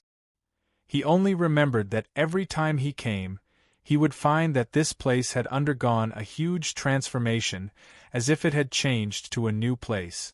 For example, the last time he could see the unusually conspicuous 10-story building in front of him, the surrounding area was clearly covered by shrubs and weeds, and there were no signs of human habitation. But now, this place was surrounded by densely packed shops and buildings, and there was a boiling cauldron of voices everywhere. It looked extremely lively. The first time he came here, Shinfei City was still in its embryonic form. After a short 2 to 3 years of development, it had now become such a huge city, which was really amazing. And what surprised Sir Alex Ferguson the most was not the scale of this city, which was even larger than the capital of the Canla Empire, Wimbledon City, but the atmosphere of this city was completely different from the traditional cities on the signs. Whether it was the 2 rows of street lamps on the road, or the flat and wide roadside under his feet, it was obvious that this city was different from the rest. And compared to the aristocrats in other cities, who could occasionally be seen wearing luxurious clothes and riding carriages pulled by tall horses that ordinary people couldn't even dream of, most people could only wear gray clothes, and were skinny and looked emaciated. People in beautiful clothes could be seen everywhere in Shinfei City, and all of them looked energetic and healthy with rosy cheeks. The whole city exuded a strong sense of vitality and pride from head to toe, and people couldn't help but walk briskly on the street.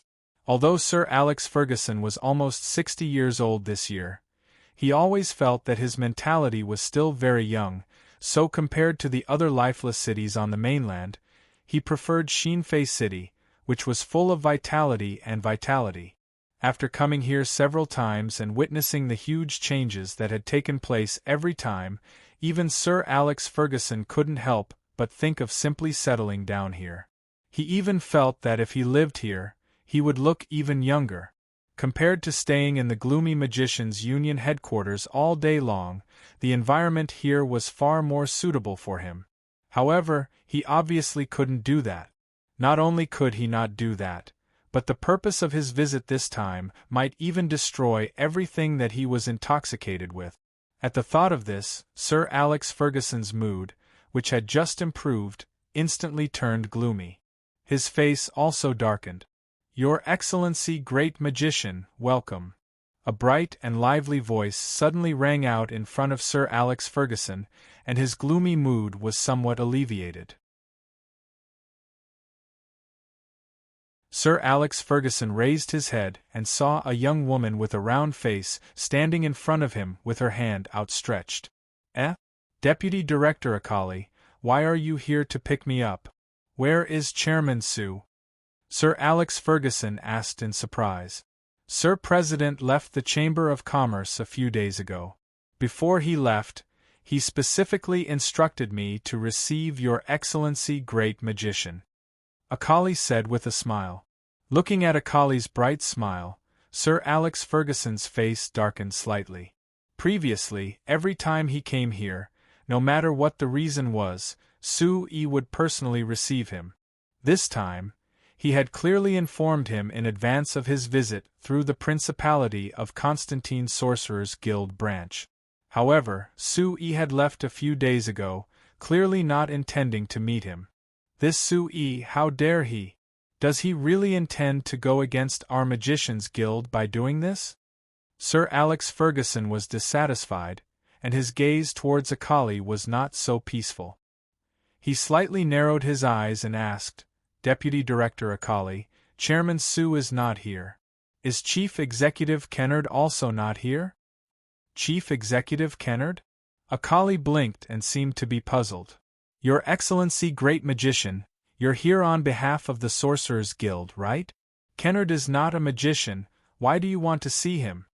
He is the Chief Executive of your Chamber of Commerce. Since Chairman Su is not here, then of course he is the person in charge of your Chamber of Commerce. This time, I'm here on behalf of the Sorcerers' Guild to look for your new flyer, so of course I want to see your person in charge. Sir Alex Ferguson said in a deep voice. There's no need for that, right? Akali shook her head.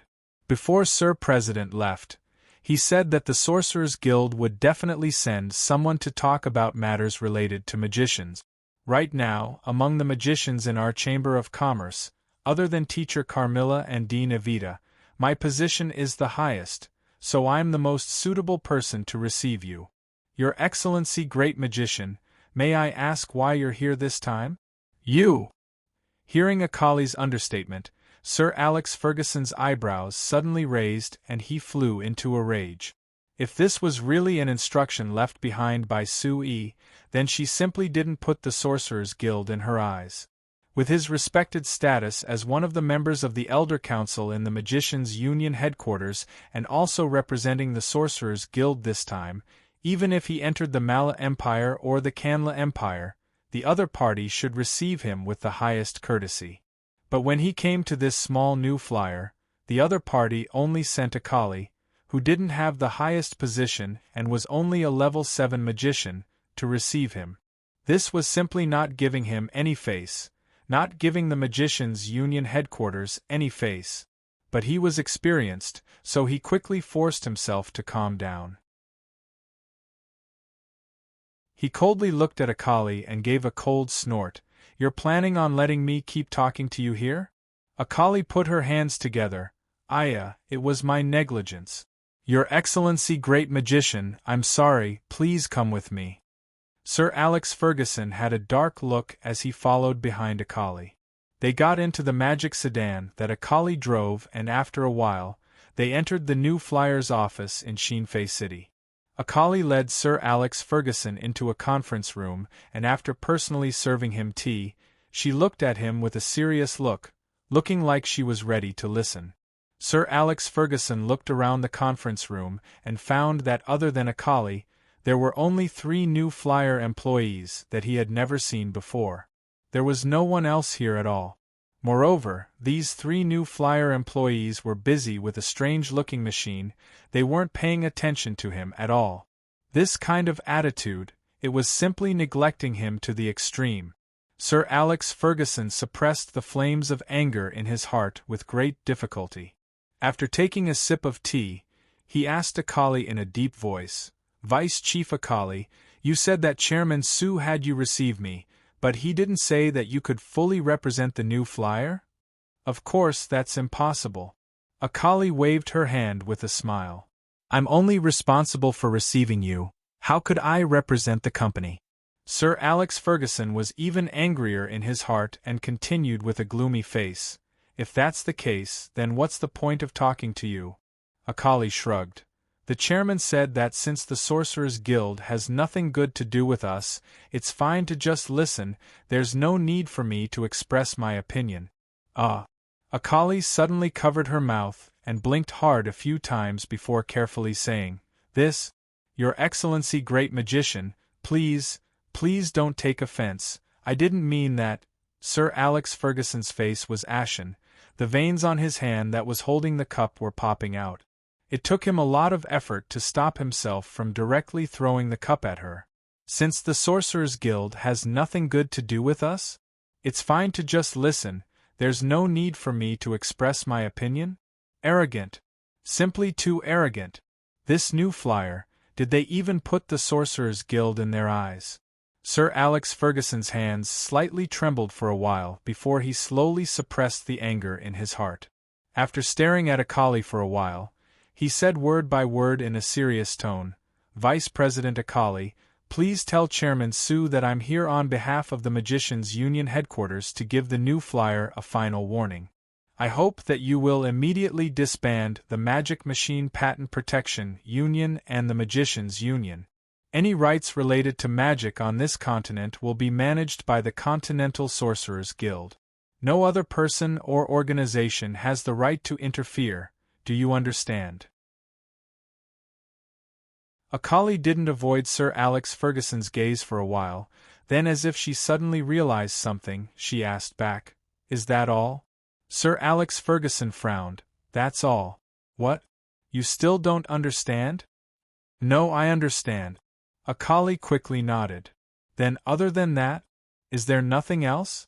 Sir Alex Ferguson looked at Akali in confusion. He thought that this was clearly a very smart little girl, why did she have to act dumb here? After thinking about it, Sir Alex Ferguson nodded and said, That's all for now. If your new flyer can fulfill these two requirements, the headquarters will let bygones be bygones. We can even work together on matters related to magic patents and low-level magicians training.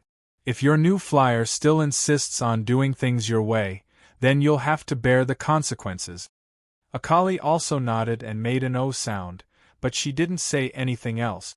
Sir Alex Ferguson looked at her with a depressed expression. Vice President Akali, do you really understand what I mean? What's there to not understand? Akali looked at Sir Alex Ferguson with a confused expression. Isn't it just the things that the headquarters have said many times before? I understand, and then? Sir Alex Ferguson couldn't help but laugh in anger. Vice President Akali, why do I feel that? You don't seem to understand the seriousness of this matter? Do you really know what this warning I'm bringing represents? Is it very serious? Akali's face was full of confusion. After thinking about it, she shook her head. No, I don't think it's that serious. Sir President already said that the matters at the Magicians' Union headquarters are small matters. Other matters are the real big matters. After saying this, Akali seemed to have realized that she had said something wrong. She suddenly covered her mouth and looked at Great Magician Ferguson with an embarrassed expression. Her large eyes blinked a few times as she looked around.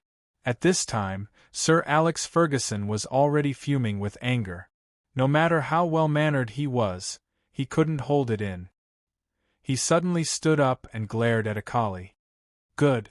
Your Chairman Sue is very brave, your new flyer is also very brave.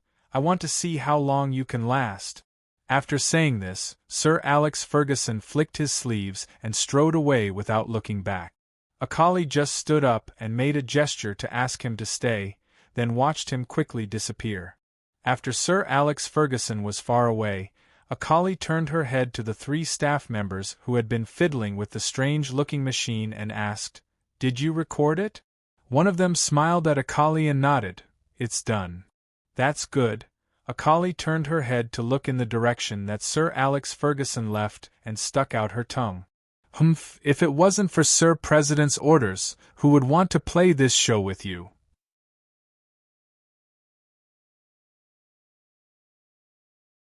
Chapter 953. Sue didn't deliberately avoid him like Sir Alex Ferguson thought. He really did have something to do. After half a year of preparation, the new flyer's first sea base was about to begin construction. Sue attached great importance to this sea base, so he personally came this time to show everyone how important it was to him. This first sea base was located at the border between the southern seas of the Principality of Constantine and the southern seas of the Kingdom of Ruhr. It was over 200 kilometers away from the nearest coast, and it was 30 kilometers away from the sea route that the new flyer had planned. If this base was finished, it would allow the new flyer to have a true foothold in the southern seas. Any new flyer fleet and people could come to this base to obtain supplies and shelter, but this was only limited to the Shinfei Chamber of Commerce's people and ships, so it wasn't open to the public. To put it simply, this was an extension of the Frestek Chamber of Commerce on the endless seas. It wasn't just a simple supply base like the small supply bases the Frestek Chamber of Commerce had on the islands before. Rather, it was a military base with 2 Frestek Chamber of Commerce guard fleets and 2,000 Frestek Chamber of Commerce guards all year round. Other than the active military force, this base that was built on the largest island in the southern seas of the Kingdom of Ruhr, Giant Deer Island, would have 150 magic cannons and 500 magic trebuchets added to it. Adding in the powerful firepower of the 2,000 new flyer guards equipped with military magic machines, as well as the powerful control of the sea by the 2 guard fleets, it could be said that this island was impregnable. Chairman Sue, with this powerful force, even if the Kanla Empire's navy were to go all out, they wouldn't be able to do anything to this place. Standing beside Sue was one of the 4 commanders of the Kingdom of Ruhr's military, General Cassidon Monroe. Today, he was invited by Sue to attend the opening ceremony of the new flyer overseas base. Seeing the ferocious magic cannons and magic trebuchets coming down from the large transport magic ship, as well as being installed on the shore of the island, he couldn't help giving an emotional sigh. Sui glanced at him and smiled. With the current strength of the Kanla Empire's navy, they don't have the guts to make a move against us. However, when the Kanla Empire's navy develops in the future, it's hard to say. This. General Monroe hesitated for a moment before forcing out a smile. Chairman Su, as long as your company doesn't continue to sell frigates to the Kanla Empire, I feel like they will never be able to threaten us. Sui had a faint smile on his face as he asked, if there's money to be made, why don't we sell it? General Monroe's expression froze as he was speechless. After being silent for a bit, he gave a sigh and shook his head. After considering it in his heart, he continued to ask, then, Chairman Su, the matter of selling the frigates to our kingdom of Ruhr. Sui reached out a hand to General Monroe. I already said it, this matter is very simple. We'll give you the money and you'll give me the goods. General Monroe could only give another bitter smile. Chairman Su, you know that we can't take out that much money right now. Then you should think of another way. Sui revealed a faint smile. General Monroe was completely right. The Kingdom of Ruhr really didn't have any money right now. Although they had repelled the Kanla Empire's 2 invasions, causing the Kingdom of Ruhr's prestige on the signs to rise. However, they had completely offended the Kanla Empire, which was one of the 2 largest empires on the continent. This had brought a huge disaster to the Kingdom of Ruhr. Even though the Kanla Empire had suffered 2 consecutive defeats and didn't dare to rashly invade the Kingdom of Ruhr again, the difference in strength between the 2 empires was too great. After the war, the Kanla Empire immediately imposed a complete blockade on the Kingdom of Ruhr, easily cutting off all contact between the Kingdom of Ruhr and the outside world. Originally, because the Kingdom of Ruhr was rich in natural resources, they had always relied on exporting goods to other countries. However, because of the Kanla Empire's blockade, not only could the Kingdom of Ruhr not export their new magic machine products, but their traditional wood, minerals, and unique handicrafts were also greatly affected. If it wasn't for New Flyer lending a helping hand at the crucial moment and repelling the Kanla Empire's navy, ensuring that the Kingdom of Ruhr could still have a southern port as an outlet to the outside world. They also helped the Kingdom of Ruhr transport most of their domestic products to other places for trade. Right now, the Kingdom of Ruhr would have been in chaos because of the blockade. However, New Flyer could only help the Kingdom of Ruhr maintain a sea route and couldn't break through the Kanla Empire's blockade on land. As a result, the Kingdom of Ruhr's development was greatly limited. Right now, the situation in the Kingdom of Ruhr was still considered stable. Most of the citizens were living a better life because of the stability of the magic machine industry. However, it was very difficult for them to take another step forward and achieve greater development. With regards to this situation, how could the ambitious King Tarek tolerate it? Breaking through the powerful Kanla Empire's blockade on land was impossible with the current strength of the Kingdom of Ruhr. Therefore, the Kingdom of Ruhr decided to form their own navy and completely break through the Kanla Empire's blockade on the sea. They would operate this sea route on their own. Of course, in order to achieve this, they couldn't do without the support of New Flyer. If they didn't buy enough guard ships and military magic machines from New Flyer, breaking through the Kanla Empire's blockade would be a fool's dream. But whether it was New Flyer or Sui, their attitudes towards the Kingdom of Ruhr had always been ambiguous. They didn't reject them, but they also weren't willing to bend the rules. Sui always said that as long as the Kingdom of Ruhr took out the money, New Flyer would sell them the magic battleships and military magic machines they wanted. But the Kingdom of Ruhr didn't have any money. A guard ship and military magic machines cost a total of 1,400,000 gold coins. The Kingdom of Ruhr's annual income last year was only 9,300,000 gold coins, so they could only buy 7 ships. How could they form a complete guard fleet? The Kingdom of Ruhr was very clear that New Flyer's price was very fair. It had to be known, they sold a guard ship to the Kanla Empire's navy for 1,500,000 gold coins, and they were missing a lot of equipment. So the price that New Flyer offered to the Kingdom of Ruhr was already a very good price. There was no way to criticize them. However, the problem was that the Kingdom of Ruhr couldn't even take out this bit of money. Hearing Sue say, "Think of another way," the bitter smile on General Monroe's face became even stronger. Of course he understood Sue Yi's meaning. New Flyer had always been very interested in the rich mineral resources of the Kingdom of Ruhr. They always hoped that the Kingdom of Ruhr would fully open up the mineral resources to New Flyer, but King Tarek never agreed to this request. Even when the Kingdom of Ruhr was invaded by the Kanla Empire, New Flyer supported the Kingdom of Ruhr the most. During the period when the relationship between the two was the most intimate, King Tarek gave New Flyer a lot of benefits in other aspects, but he still didn't open up the mineral resources. The other way that Sue was talking about was undoubtedly this. If the Rudsun Kingdom agreed to the Frestek Chamber of Commerce's request of opening up their mines, or even selling a few mines to the Frestek Chamber of Commerce, General Monroe was certain that the Frestek Chamber of Commerce would happily sell them enough guard ships and even the higher-grade military magic machines that they wanted before wouldn't be a problem. But General Monroe was also very clear that the reason King Tarek didn't agree to New Flyer's request was for the long-term development of the Kingdom of Ruhr. Now, the countries in the southwest corner of Signs were very clear that the magic machine industry brought by the Shinfei Chamber of Commerce wasn't just some novel gadgets and powerful military magic machines.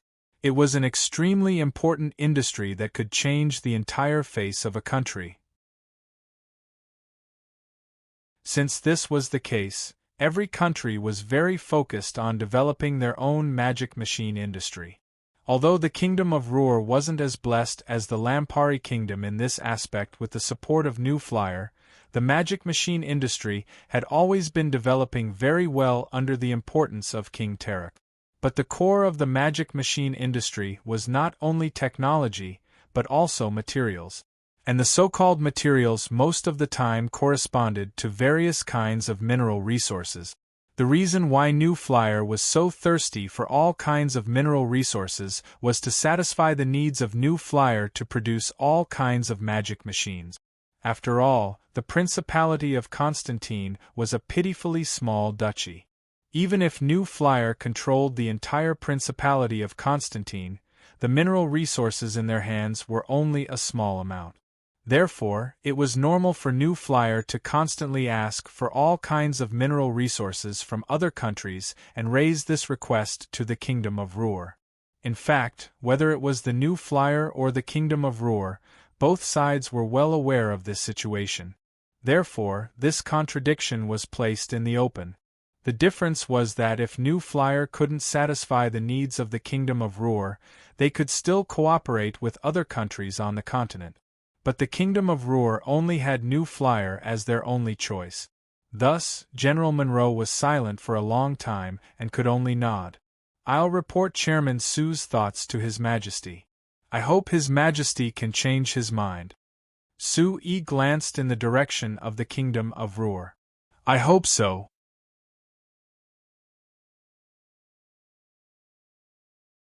Chapter 954. According to the initial plan, the investment for the New Flyer's base on Giant Deer Island would exceed 20 million gold coins, and it would take at least 3 years to build. It could be said that this was the first large-scale project since the establishment of the New Flyer. Once this base was completed, the New Flyer would have a stronghold in the southern part of the Endless Ocean that could be used for both offense and defense. Furthermore, the location of this base was extremely ingenious. It just so happened to guard all the sea routes from the southern part of the Endless Ocean to the Principality of Constantine. Any ship that wanted to go to the Principality of Constantine through the sea route wouldn't be able to completely escape the control of this base. This was equivalent to setting up a gate in the southern part of the sea, so that the new flyer wouldn't have to worry about a sudden attack from the southern part of the sea. To Sui, this base was just an experiment. As long as he accumulated enough experience, when the conditions were right, he would definitely expand this base all the way from the endless ocean to eventually cover the entire endless ocean and form a chain of bases on the endless ocean. Together with the small bases scattered across the various islands, he would have complete control over the entire endless ocean. The reason why he wanted to do this was actually because of a conjecture that Sui had. After transmigrating to the signs for so many years, Sui was certain that this world should be on a planet similar to Earth and not a world in an inexplicable space. Since that was the case, he firmly believed that this world definitely wasn't just the signs continent. Furthermore, all the races on this continent had legends about other continents, which indirectly proved Sui's conjecture. Since this world wasn't just a continent, the endless ocean that was incomparably mysterious in the eyes of many and could be said to be a treasure trove that contained countless treasures in Sui's eyes. He firmly believed that with absolute control over the endless ocean, the new flyer would have endless possibilities and would no longer be limited to the signs that had long been divided up by the various powers. However, the price to pay in order to achieve this goal was also rather shocking. According to the initial estimates, it would take at least 20 million gold coins to build this base on Giant Deer Island, and the fixed investment each year wouldn't be less than 3 million gold coins. The new flyer could easily afford a base on the sea, but if there were 10 or even several dozen of them, that would be a large burden. So when building this base, Sui was already considering the possibility of making a profit from this base. But for now, he didn't have any ideas. This time, Sui stayed at the base for an entire week. After personally witnessing the foundations of the base, he left in the magic airship, heading northeast to the southern port of the Kandla Empire. Compared to the Kingdom of Ruhr, who could only talk about guard ships, the Kandla Empire was much more direct. Even if the relationship between the two sides wasn't harmonious on the surface, so the Kandla Empire didn't openly contact the new flyer, there were many people from the Kandla Empire who contacted the new flyer in secret, trying to cooperate. The most active one was the Kandla Empire's navy. Because they chose to open 3 military ports after cooperating with the new flyer, in just half a year, the Kandla Empire's navy had earned a shocking tax income of 3 million gold coins through the prosperous sea trade. Adding in the large amount of sea trade, it brought prosperity to the cities near the 3 military ports, as well as the entire Toria province to the south, which also increased the tax income of these places. It allowed the Kandla Empire's navy that controlled this large area to profit from this. After tasting the benefits, the first thing the Kandla Empire's navy did was to reduce their forces. It wasn't surprising, it was to reduce their forces. When the Kandla Empire's navy announced to the public that they would reduce 60% of the navy's personnel and reduce nearly half of the navy's warships, everyone was shocked. Most people thought that it was because the Kandla Empire's military budget was tight every year, so in the end, they were forced to reduce the Navy's budget in order to protect the Army's budget. This caused the Navy to greatly reduce the number of personnel and warship. But in reality, these actions were proposed by the Kandla Empire's Navy to the military and were approved by the military, the Empire's parliament, and the Emperor. The reason for this was obviously to reduce the annual expenditure of the Kandla Empire's Navy of 25 million gold coins. After reducing their forces, the Kandla Empire's navy would save over 10 million gold coins each year. Adding in the income from the 3 military ports and the surrounding cities, the Kandla Empire's navy would be able to take out a large amount of 18 million gold coins each year. The Kandla Empire's navy worked hard to save this large amount of money was naturally to buy more magic guard ships from the new flyer. This was something that the Kandla Empire and the new flyer had already agreed on, so the new flyer immediately accepted this large order worth 15 million gold coins. Of course, this wasn't enough for Sue to personally make a trip to the Kanla Empire. Other than representing the new flyer to sign the contract with the Kanla Empire's navy, his main goal was to meet the governor of the Toria province, Duke Peresco.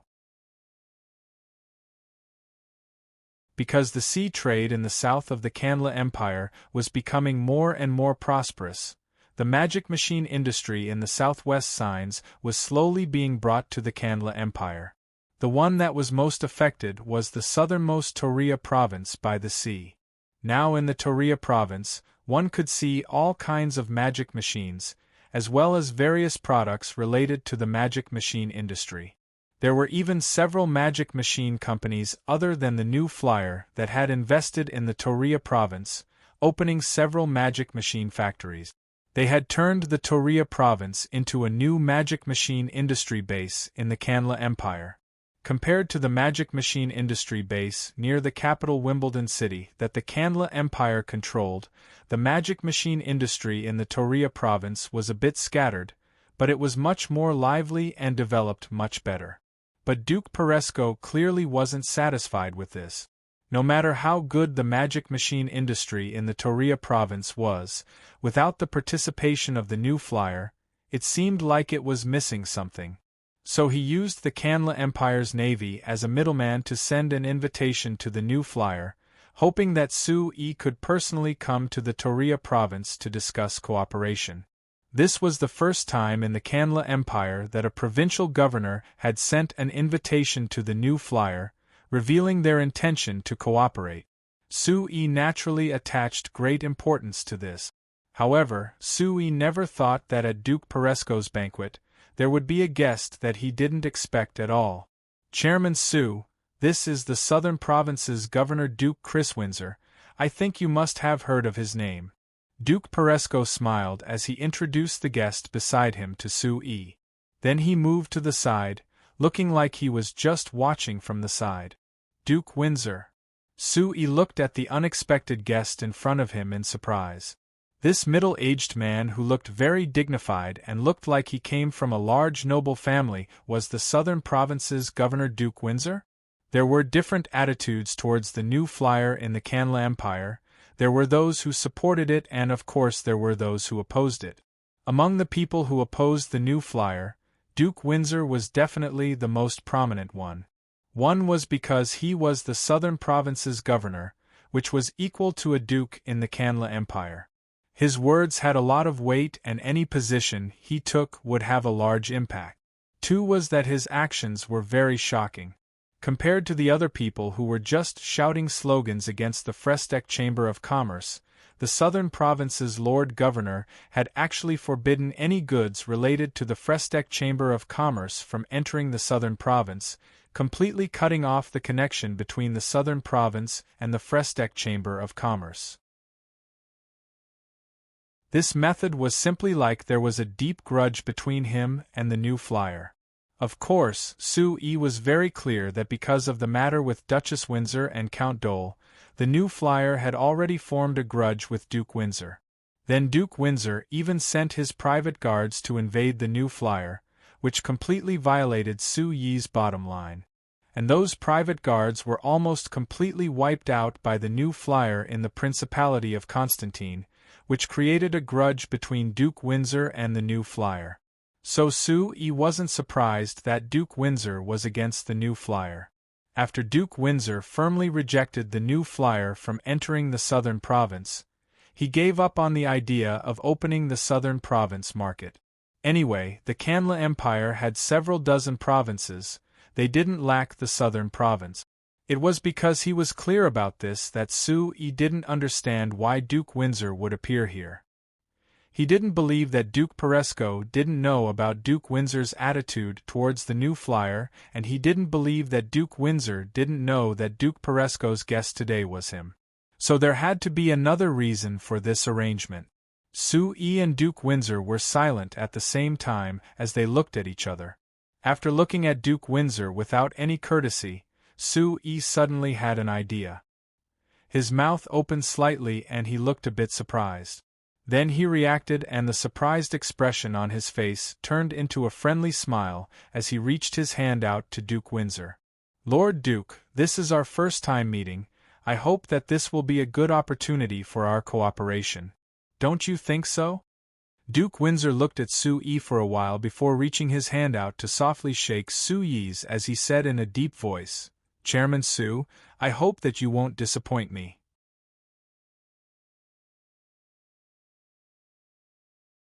Chapter 955. Duke Windsor's sudden change in attitude surprised Su Yi, but he also felt that it was reasonable. In the end, no one would go against benefit.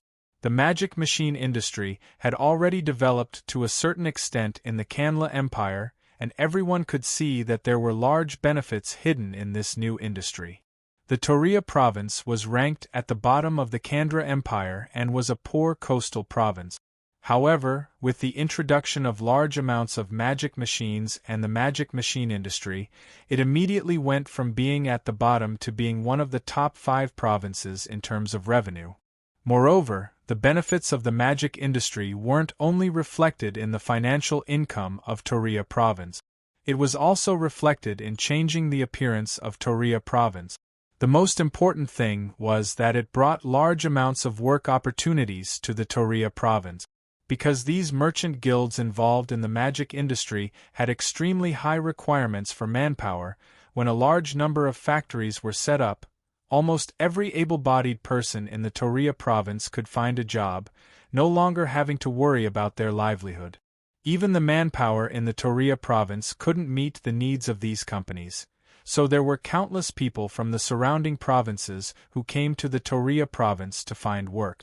Among these people, there were many who came from the southern province. After personally witnessing the large impact the magic machine industry had on the Toria province, if Duke Windsor still didn't know how to change, he wouldn't be worthy of being the southern province's governor for all these years. The only thing he was worried about was the attitude of the new flyer. After all, there was a deep grudge between them, so if he rashly came looking for them this time, the new flyer wouldn't agree to cooperate that easily. However, Su Yi's attitude was something that Duke Windsor didn't expect. Without waiting for Duke Windsor to speak, Su Yi actually revealed his intentions. Moreover, he showed a very enthusiastic attitude, taking the initiative to propose a cooperation. With Su Yi being this enthusiastic, even if Duke Windsor had some grudges in his heart, they were thrown to the back of his mind. He had been in the Toria province and the surrounding provinces for close to half a year, so he had a deep understanding of the large influence of the magic machine industry. He was certain that this new thing brought by the Frestek Chamber of Commerce had a hidden power that could change the entire Signs continent. If he didn't make any changes at random, he would probably lose the initiative and might even be eliminated by the times. As the head of the Windsor family, and also the governor of the southern province of the Kanla Empire, if he didn't know how to change, he would become a sinner in the history of the Windsor family and the southern province. With the idea of following the times, a trivial personal grudge didn't count for anything. So Su Yi had only been in the Toria province for 3 days, but he had already signed a private agreement with Duke Peresco and Duke Windsor.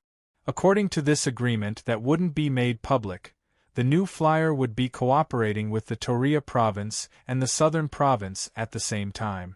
Of course, because of the awkward relationship between the Kanla Empire and the new flyer, in order to give face to Duke Windsor, the new flyer wouldn't directly invest in these 2 provinces. Rather, they would establish a company in the Kanla Empire that wasn't related to the new flyer in name and belonged to the Kanla Empire. It would be called the Tunan Chamber of Commerce. This Tunan Chamber of Commerce was just a shell company, and the funds were injected by the new flyer. They were actually responsible for the investments that the new flyer made in the 2 provinces. According to the agreement, the new flyer would build an agricultural magic machine factory in the Toria province through the Tunan Chamber of Commerce, supplying agricultural magic machines to the 2 provinces. After that, they would build 2 small magic machine factories in the Toria province and the southern province. Other than mainly producing household magic machines, they would also produce some factory magic machines, mainly used in the construction of the two provinces. This was one of the requests that Sui had made to the two dukes. He clearly told the two dukes that if they wanted to develop the magic machine industry and truly enjoy the benefits of the magic machine industry, they had to solve the problem of the infrastructure in the two provinces.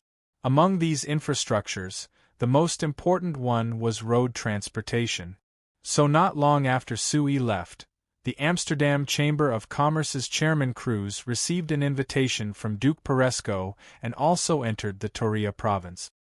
He signed a road construction agreement with Duke Peresco and the Southern Province representative that Duke Windsor had left behind.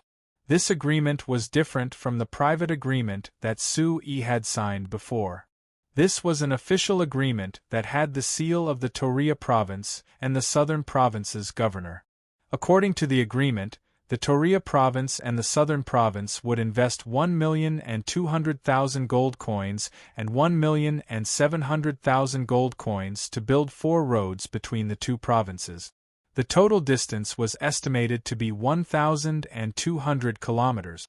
Once these 4 roads were built, the goods that came from the Southern Toria province, which was the ports on the southern coast of the Kanla Empire, would be able to smoothly enter the Toria province and the Southern province through these roads. At the same time, the goods in the two provinces could be conveniently connected to the ports through these roads before being transported to other places by sea. So in order to solve the transportation problem, the two provinces had ordered 200 large transport magic cars from the new flyer. Of course, since Duke Windsor had announced that he wouldn't allow any items related to the new flyer to enter the Southern Province, the 200 large transport magic cars that the Southern Province ordered from the new flyer were under the name of an unknown company that belonged to the Toria Province. As for how this company would drive the large transport magic cars into the Southern Province without arousing suspicion, that was something that Duke Windsor should consider.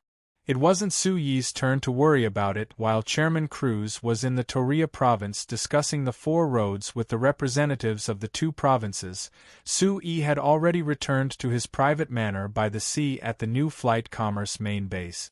After coming home, the first thing Suyi did was go to the giant signs map hanging on the wall of the study. He picked up a pen and first painted the southern Toria province of the Kanla Empire red before pointing at the area that represented the southern province. After hesitating a bit, he didn't paint the entire area red and just pointed at a few red dots. He was assured about the Toria province, believing that Duke Peresco was sincere enough to cooperate with the new flyer to develop the magic machine industry. But as for the southern province, Sui wasn't that confident. Although Duke Windsor had shown enough sincerity, based on his previous performance, Sui felt that he needed to observe him for a while. After painting the 2 different shades of red, Sui looked at the entire Kanla Empire on the map. He found that there were many areas of the Kanla Empire that were dyed red. It could be seen that the magic machine industry was developing very quickly in the Kanla Empire. It wasn't as difficult as before. Sui was the person who believed in the magic machine industry the most. He believed that when everyone in the Kanla Empire understood the benefits of the magic machine industry, the Kanla Empire would definitely fall. This was the trend of the era. There wasn't a single person or country that could resist it. Moving his eyes away from the Kanla Empire, Sui looked at the Mala Empire that also took up a large area to the north, and his expression became even more satisfied. Although the Mala Empire didn't have as many red areas as the Kanla Empire, the color was much deeper. This meant that in Suyi's mind, the magic machine industry in the Mala Empire was much deeper than in the Kanla Empire. The reason for this was because the Malar Empire's geography was special. There weren't many places suitable for developing the magic machine industry. The second reason was that the new flyer's situation in the Mala Empire was different, so they mainly expanded with the Marquis of Southgard as the center. This made the development more concentrated and deeper. Of course, if one were to talk about the development of the two empires, the Mala Empire had the Marquis of Southgard as their leader and the positive attitude of the Mala Empire's officials, so they were clearly much stronger than the Kandla Empire. Now the Mala Empire had enough agricultural magic machines. With the help of the Cantona Chamber of Commerce, over 30% of the Mala Empire's farmland had been harvested with the new agricultural magic machines. The efficiency was more than 10 times higher compared to previous years.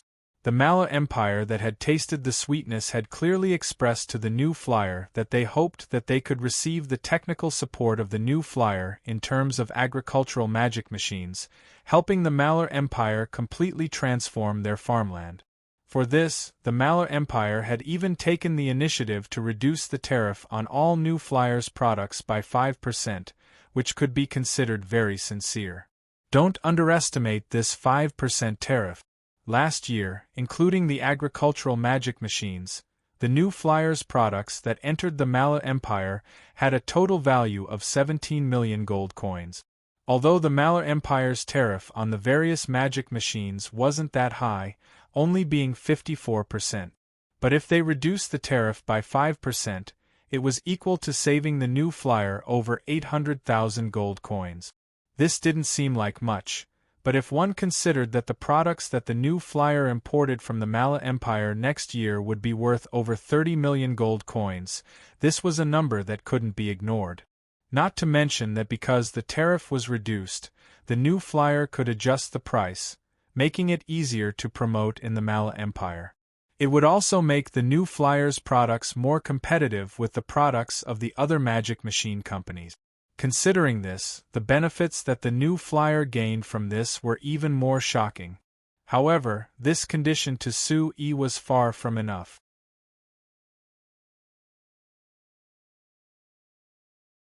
Chapter 956. After thinking for a bit, Su-E drew a question mark on the map of the Mala Empire. Then he looked at the bottom of the map, which was the large blank area in the southern seas of the endless seas, slightly knitting his brows. His love for maps was a personal hobby, but also a practical need. Relying on this giant map of signs that had been hanging on the wall for several years, Su-E could clearly grasp the development of the new flyer in the signs. Then he could make general judgments and make future predictions, which could be considered very helpful. However, even if this map was the most accurate map of the signs that he could find, it was far from being accurate and detailed.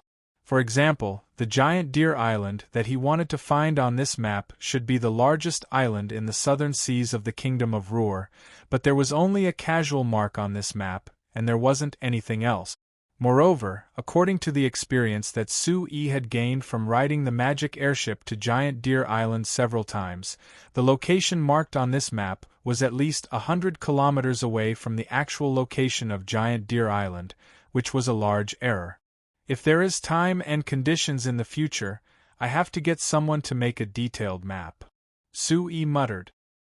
He moved the mark of Giant Deer Island to the upper right a bit, making it as accurate as possible.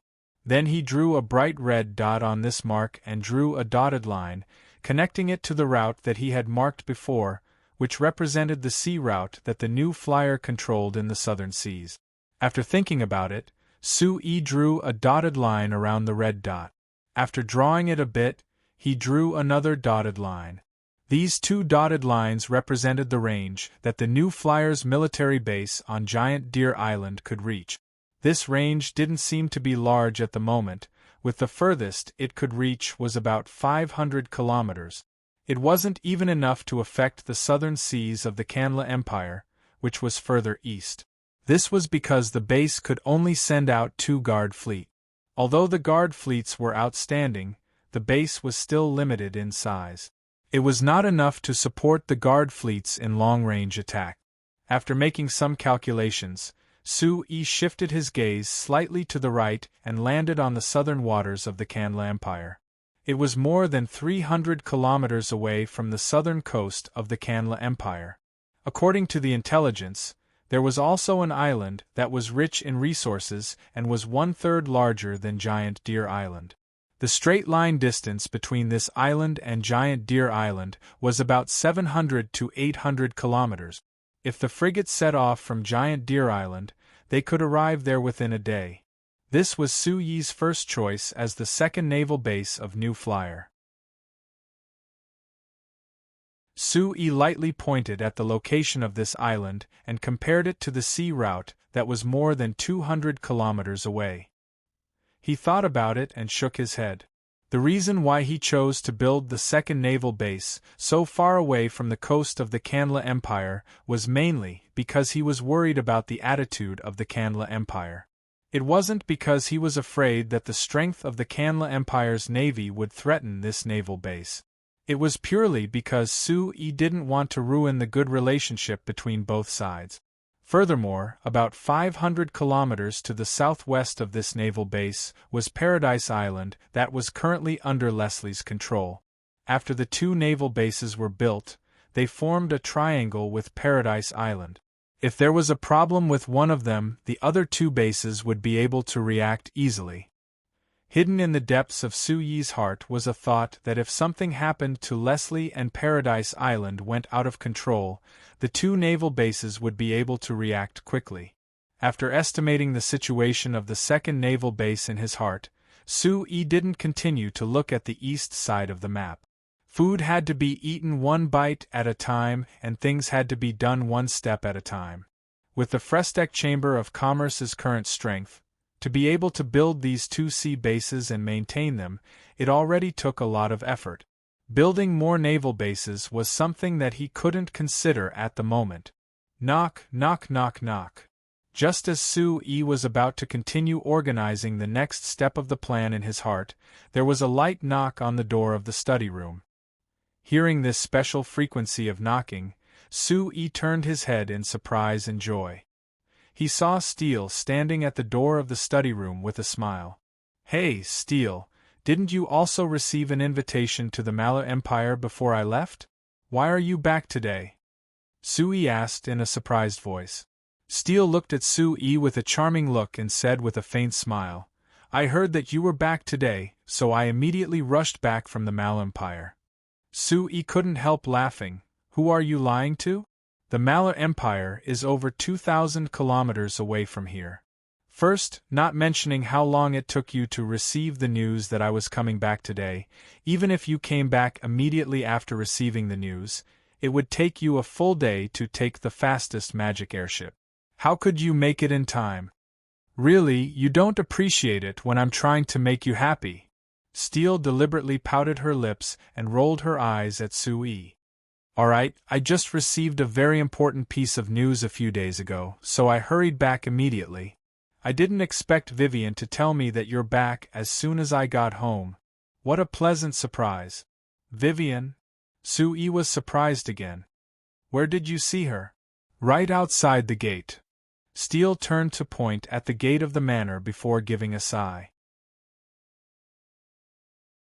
"Su Yi, I've found that you've been too busy lately, so much so that you've even ignored Vivian's feelings? I saw her hesitating at the gate, not willing to come in. Then I called her in and she ran away after rejecting me. It seems like she still hasn't let go of the knot in her heart." Su Yi was instantly silent. A month and a half ago, the people sent by Seveni had come to the Principality of Constantine. Su Yi had given Teresa, who had been under house arrest for several months, to them to bring back to the Lampari kingdom. Although Su Yi had already explained this matter to Vivian and she had understood, seeing her best friend being taken away by someone else, Vivian was still very disappointed. During this time, Vivian had been very depressed and couldn't raise her spirit. Su Yi wanted to enlighten her, but it was hard for him to find the time and Vivian always avoided him, so he never had a chance, dragging it out until now. Now that he heard Steele describe Vivian's current situation, he immediately thought of Vivian's thin figure hesitating at the gate of the manor, and he couldn't help giving a sigh in his heart. Although Vivian was the first slave he had after coming to this world, he had never treated Vivian as a slave. He had always treated her as family, or rather as a little sister. Vivian was very dependent on Sue. Other than Steele, when Teresa appeared, this was her first true friend, so naturally she attached great importance to her. But she never would have thought that Teresa was a spy sent by the Sack Kingdom, almost causing great harm to the new flyer. Vivian's rationality told her that she should hate Teresa and hate her. However, this innocent young lady could not accept her relationship with Teresa. This contradiction had been tormenting Vivian in the months that Teresa had been captured, so she became more and more silent. "I'll find a chance to talk to her." Sue thought for a bit before saying with a sigh. "All right, Vivian only recognizes you in her heart. If you talk to her properly, I think she'll be able to accept it." Still nodded. She reached her hand into her chest and took out a small, delicate, and thin piece of metal that looked very light. "Now tell me, what is going on?" Sue's eyes fell onto the new simplified magic illusion film that was developed by the New Moon Chamber of Commerce and the Magic Research Institute of New Flying Chamber of Commerce. After thinking about it, he immediately understood. This is the film about the Magicians' Union headquarters, right? Why is it in your hands? I am the New Moon Chamber of Commerce's chairman. What is strange about it being in my hands? Steele glared at Sue. "Sue, why didn't you tell me that you wanted to do such a big thing? Do you know how serious the consequences will be if this illusion film is broadcasted?" "How serious could it be?" Sue gave a shrug. "It's nothing more than letting people see the true face of the Sorcerers' Guild." "Are you crazy?" Steele suddenly raised her voice. "Do you know that if this film was played like you said, it would be equal to falling out with the Sorcerers' Guild? I don't care what happens to the new flyer, but you might be in danger because of this. I won't agree to you doing this." "I'll be in danger." Sue laughed. "What? Could it be that you think the Sorcerers' Guild will send people to kill me?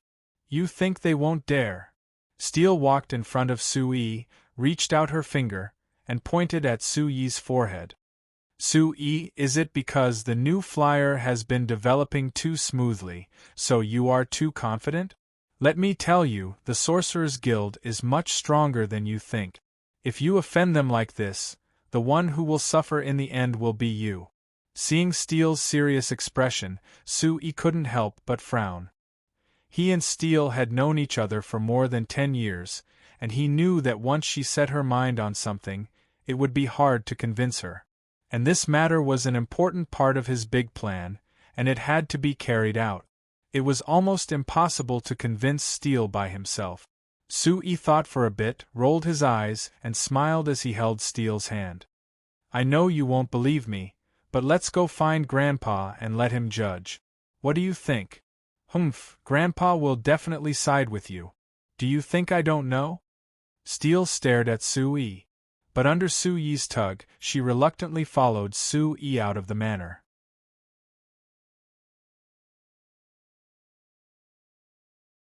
Chapter 957. For the people of Kramer City, as long as there was no rain or other weather to disturb them, then after dinner, they would all come to the entertainment plaza outside the East Gate built by the New Moon Chamber of Commerce and spend a night of entertainment. The most eye-catching thing in the entertainment plaza was the area that attracted the most people. Of course, it was the area in the center of the plaza used to show the magic illusion movies. Every night at 7 o'clock, the New Moon Chamber of Commerce would send people to use the magic illusion projector here to show the movies for free until 10 o'clock at night. In the beginning, people only came out of curiosity, but as the New Moon Chamber of Commerce's documentaries and series of movies kept being broadcasted, people were deeply attracted by the content of these movies. Recently, the movies that the New Moon Chamber of Commerce broadcasted for free included a documentary about the cultural landscape of signs, as well as 2 series about the race wars and the life of modern civilians. Each one was very popular and people couldn't help wanting to continue watching after watching one episode. In particular, the TV series about the racial war had reached its climax. It was about the impending war between the human allied forces and the elven army. Therefore, all the people in Kramer City didn't want to miss out on any part of it. There were even people from the villages outside the city who came 2 hours ahead of time. They came from villages several dozen kilometers away just to get a good spot to watch the movie. In such a lively atmosphere, the sky had only just turned dark, but the huge square that covered an area of more than 20,000 square meters was already packed with people. People were surging everywhere. Kramer City wasn't a big city. The people inside and outside the city added up to 70 to 80,000 people, but there were already close to 30,000 people in the plaza. Could be seen just how attractive this movie was. Before 7 o'clock, the square was still very noisy because of the large number of people, but when the time turned to 7 o'clock, the lights around the square suddenly went out, and everyone instantly quieted down. Everyone's eyes were focused on the magic illusion projector in the center of the square. Like normal, the staff of the New Moon Chamber of Commerce, who had already prepared, pressed a button. A hazy light came from the magic illusion projector in the air, creating a giant illusion in the air. At the beginning of the illusion, the words "New Moon Chamber of Commerce" were flashing with colorful lights. Then, the illusion changed, but it didn't play the opening of the first series as expected. Instead, it suddenly showed a scene overlooking the Earth from high up in the sky. As the camera zoomed in, the scene gradually came closer to the ground before a small city appeared in front of everyone. The small city was also getting closer and closer in the scene. Finally, he entered the small city and fixed his gaze on the bustling and endless stream of people on the streets of the small city. This freeze lasted for less than 3 seconds before the illusion suddenly changed, turning into a giant mine. There were countless large mining magic machines that were clearly made by the Frestek Chamber of Commerce working in the mine. The loud sounds of the machines combined with the loud sounds of the ore moving made it sound very shocking. Then, the illusion changed again, and he suddenly arrived above a boundless sea. In the image, nearly 100 huge wooden ships formed a majestic fleet, slowly moving forward on the sea. Around the fleet, there were 10 magic guard ships made of steel blocking the outside, looking like they were guarding the fleet. The camera zoomed in and the flag on the magic guard ships was clearly the Shinfei flag that represented one wing of the new flyer. The image froze on the Shinfei flag for around 2 seconds before the illusion kept flashing. There were different images that flashed by at a rate of 1 image per second. Among these images, there were nobles who seemed to be speaking passionately about something. There were also commoners dressed in ordinary clothes who were either happy or in pain. There were also grand war scenes that made one unable to help but feel suffocated. There were also extremely plain scenes that showed the daily lives of ordinary people. After around 10 seconds of flashing images, it finally turned into darkness and a row of large words slowly appeared in the air. Weekly News. Seeing these large words, everyone in the square was stunned. What is this thing? What is this Weekly News? Are they not playing TV series? What are they playing this for? I want to watch TV series. That's right, I'm still waiting to watch the war. Faced with the people's doubts gradually turning into protests, the staff member of the New Moon Chamber of Commerce beside the magic illusion projector remained indifferent and didn't react at all. The illusion above his head wasn't affected by the people's protests at all. After the words, "Weekly News," stayed for 2 seconds, the image suddenly lit up and 2 figures appeared in the illusion. Seeing this change, the people in the square couldn't help stopping their protests and doubts as they looked at the illusion again. When they saw the 2 figures in the illusion, everyone was stunned again. The 2 silhouettes were a man and a woman, but the man was a middle-aged human with a calm face, while the woman was clearly a beautiful elf girl.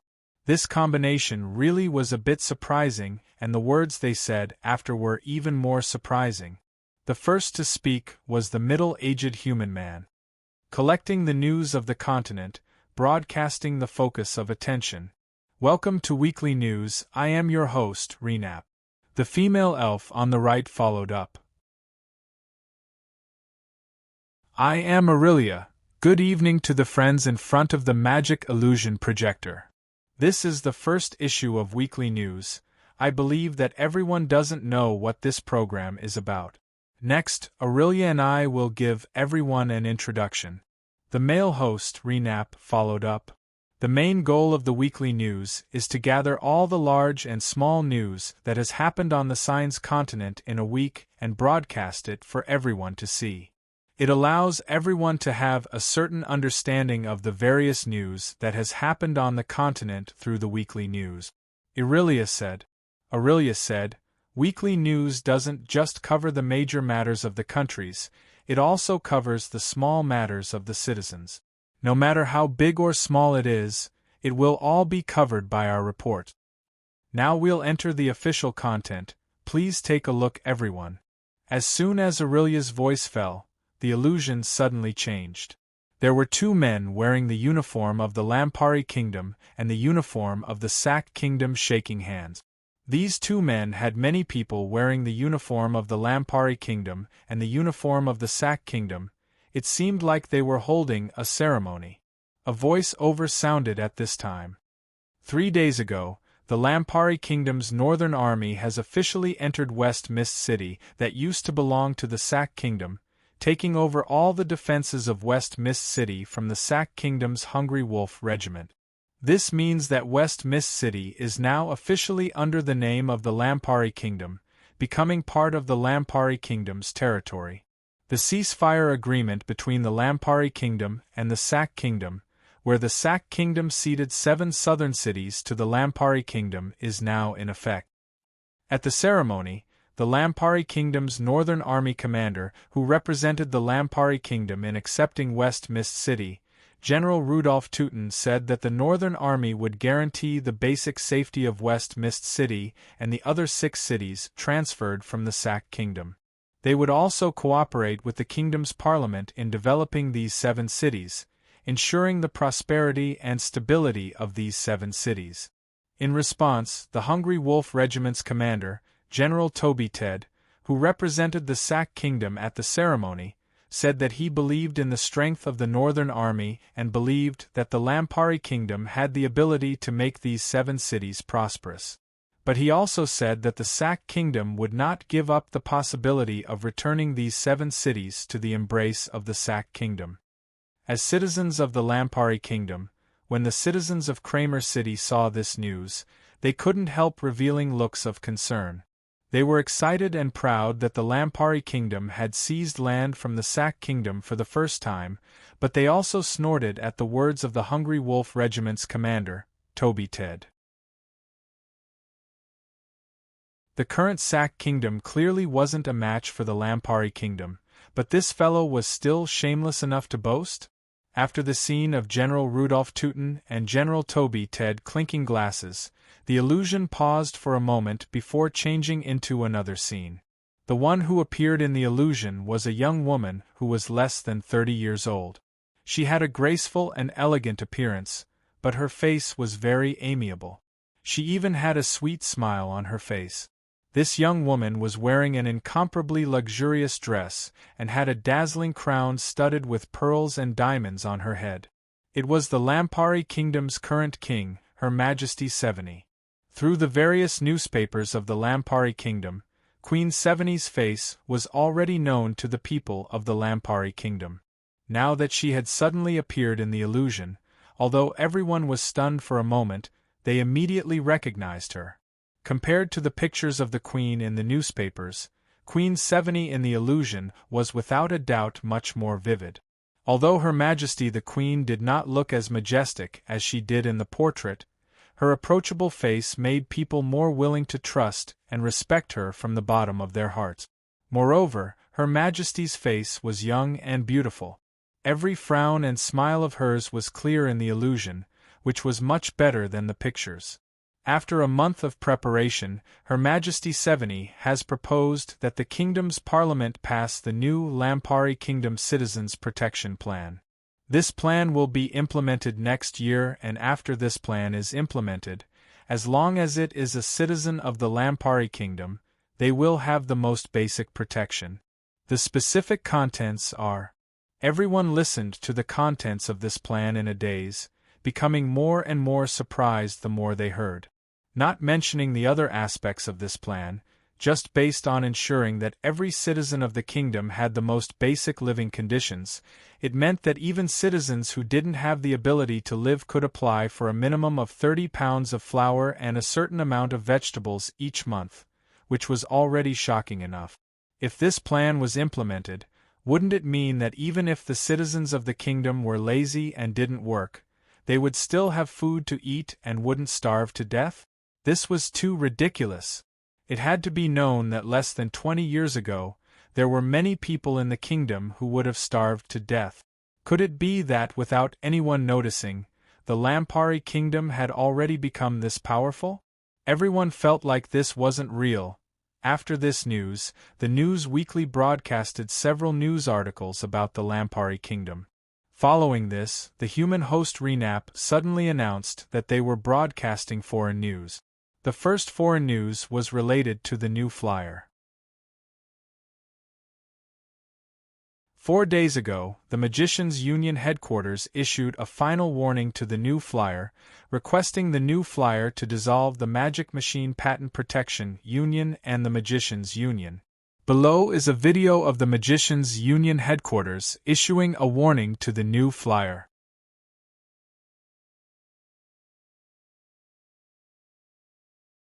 Chapter 958. In fact, the news of new flyer rejecting the 2 requests of the Magicians' Union headquarters was not as exaggerated as it seemed. This was because although the new Moon Chamber of Commerce had set up magic illusion projectors in all the cities of the southwest countries of the Signs continent, even if the populations of these countries were added together, there were less than 20 million people. The magic illusion projectors that the new Moon Chamber of Commerce broadcasted were mainly aimed at the citizens of these cities, so the audience was limited. Therefore, according to Su Yi's estimation, the actual viewership was less than 30%. Therefore, there were a few million people who knew about this news, but it definitely wasn't as many as 10 million people. The people who truly cared about this news and understood the meaning of this news were probably less than 1/10 of these millions of people. It was only a few 100,000 people. However, Su Yi didn't really care about this. The reason why he used such a drastic method to announce this news to the public was because he wanted to part ways with the Sorcerers' Guild. He was determined to not accept the unreasonable requests of the Sorcerers' Guild. For those who cared about this, they could naturally understand the meaning of Su Yi and the Xinfei Chamber of Commerce from this news. Among these people, the ones that Su Yi cared about the most were the low-grade magicians of these countries. Of the 2 requests of the Magicians' Union headquarters, one was to disband the Magic Machine Patent Protection Union. This had nothing to do with most of the low-level magicians. It was purely a choice made by New Flyer to resist the greed of the Magicians' Union headquarters. The other request was to disband the Magicians' Union. This was closely related to the low-level magicians in these countries. The Magicians' Union was mainly made up of low-level magicians. Moreover, the purpose of establishing the Magicians' Union was to resist the control of the low-level magicians by the Sorcerers' Guild. This way, the low-level magicians would be able to find a suitable job to ensure their basic survival and the corresponding magic research funds. For those low-level mages with good family backgrounds, this wasn't important. However, for the vast majority, or even more than 95% of the low-level mages with poor family backgrounds, the Magicians' Alliance was the hope in their hearts. Since the Magicians' Union was established, in just 3 months, they had already recruited over 20,000 low-level magicians. They took over 90% of the low-level magicians in the Lampari Kingdom, the Kingdom of Ruhr, the Principality of Constantine, the Drake Duchy, the Mirando Duchy, and the Norton Duchy. Even the low-level magicians from the Sac Kingdom, the Falk Kingdom, and the surrounding countries came over after hearing the news, allowing the Magicians' Union to quickly develop. The of Magic Machine Patent Protection Union, the Magicians Union, of Magic Patent Protection, of Magic Machine Commerce of Magic Machine of Magic Commerce. Although most of them had to enter the Magic Machine Skill Training School to officially start working and receive a salary, this had already greatly changed their lives.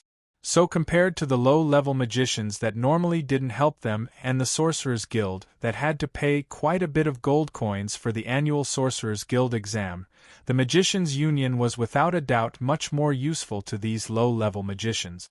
In this situation, the tens of thousands of low-level magicians of these countries snorted at the two requests that the Magicians Union headquarters gave to the new flyer, expressing deep disdain. After this recorded video was broadcasted on the weekly news, there were countless low-level magicians in these countries that announced their withdrawal from the Sorcerers Guild, expressing their protest against the Sorcerers Guild. However, the Sorcerers Guild's response was unexpectedly strong. Half a month after the news was broadcasted, the Magicians Union headquarters released a statement through the Sorcerers Guild branches of each country and other official organizations to the signs. The statement stated that the video that was broadcasted on the weekly news was completely fabricated by the new flyer, and that it was the new flyer that maliciously slandered the Magicians Union headquarters. The Magicians Union headquarters strongly condemned the new flyer's actions and at the same time officially announced that the new flyer was one of the Sorcerers Guild's unwelcome companies. Under this premise, the Sorcerers Guild called on all the magicians of the continent to boycott the new flyer and warned all the magicians that joined the new flyer to quickly wake up and leave the new flyer. Otherwise, they would be judged as working with the new flyer and would no longer enjoy the protection of the Sorcerers Guild. In addition to targeting the new flyer, the Magicians Union headquarters also made an even more severe rebuke of the Sorcerers Guild. The Magicians Union headquarters declared that the Sorcerers Guild was clearly an organization created by people with ulterior motives to divide the Sorcerers Guild. Its presence in the signs was a type of harm to all the magicians in the signs. This was because the Sorcerers Guild was the most prestigious magician organization that had been passed down for thousands of years. Other organizations were far inferior in terms of credibility and reliability. They hoped that the magicians that joined the Sorcerers Guild would realize their mistake and leave the Sorcerers Guild. As soon as this statement came out, it immediately caused a huge uproar in the signs.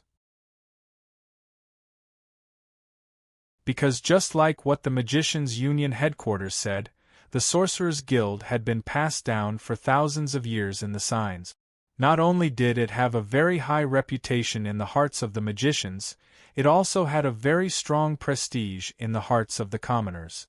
Now that a new magician organization had suddenly appeared and was going against the Sorcerers Guild, there was definitely a big problem. However, it didn't matter how intense the reactions of the irrelevant people were, because the core of the dispute between the Sorcerers Guild and the Sorcerers Guild was the attitude of the low-level magicians from the beginning to the end. That was, they completely supported the Sorcerers Guild, and most of them directly left the Sorcerers Guild. To put it bluntly, those guys at the Magicians Union headquarters think too highly of themselves.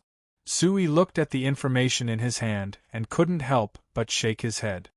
They always put on a high and mighty attitude and have a management attitude towards all the magicians. They think that all the magicians on the continent should listen to them, but they forget that the Sorcerers Guild was originally a service organization. If it didn't bring benefits to the magicians, then who would listen to them obediently?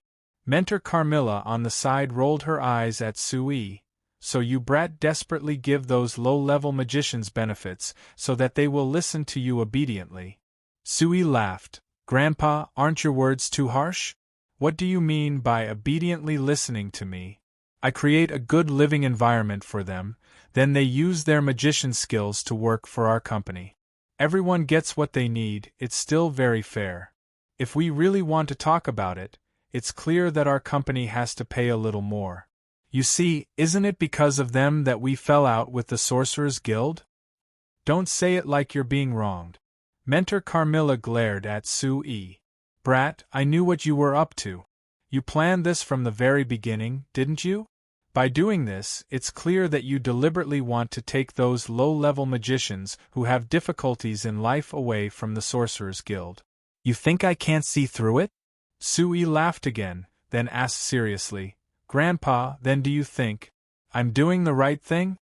Seeing Sui's serious expression, Mentor Carmilla was silent for a while and sighed softly. I have to admit, what you're doing is the best way to help these low-level magicians.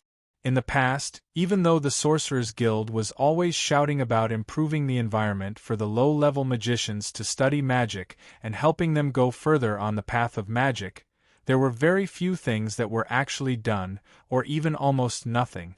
Now that you've created a magic industry that can allow the low-level magicians to have a good income, in my opinion, this can be considered as the real solution to this big problem. Mentor Carmilla paused, then suddenly stood up and solemnly bowed to Sui. Sui, I have to express my sincere gratitude to you on behalf of the low-level magicians. If it wasn't for your appearance, most of the low-level magicians could only be mediocre for their entire lives. But now, at least they have the conditions to ensure their own living conditions. There's even a big possibility that they can continue on the path of magic. It's not an exaggeration to say that you've contributed a lot to the development of magic in the signs. Sui was shocked and quickly stood up to avoid it. He repeatedly waved his hand and said, Grandpa, you're exaggerating. I'm only following the needs of the Chamber of Commerce. It's not as noble as you think. I only look at the result. Mentor Carmilla lightly replied. Sui was silent for a moment, then revealed a smile. All right, since Grandpa thinks so, then so be it. But Grandpa, regarding the retaliation of the Magicians' Union headquarters, other than these meaningless verbal accusations, what do you think is the most important aspect to pay attention to? I didn't think that you would be so ruthless. Mentor Carmilla rolled her eyes at Sui, then seriously thought for a moment. Her expression suddenly became heavy. Do you still remember when you asked me what the attitude of the Magi towards wars between countries was? How did I answer? You said that the Sorcerer's Guild forbade the Magi from participating in wars against other countries, but didn't forbid them from participating in wars against other countries. Sui replied, then his heart skipped a beat and his expression changed greatly. Grandpa, don't tell me. Magi can't take the initiative to invade a country, but they can attack a Chamber of Commerce? Mentor Carmilla slowly nodded, yes. Following a country's army to invade would cause public outrage, but attacking a Chamber of Commerce is a personal grudge. Sui's expression suddenly became very ugly.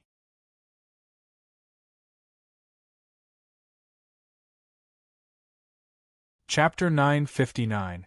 It was impossible that Sui hadn't considered the threat of the Archmages before he decided to break off all pretense of cordiality with the Magicians' Union headquarters. It was just that when this threat came from Mentor Carmilla's mouth, it seemed especially credible, and he couldn't help but feel nervous. However, he was only nervous for a moment before he relaxed. He had already thought it through.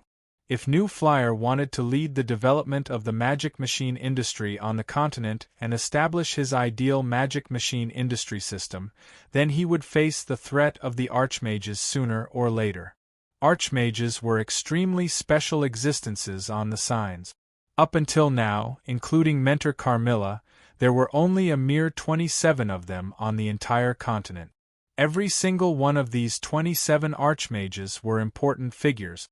Any of their actions could shake up the magic circle on the continent.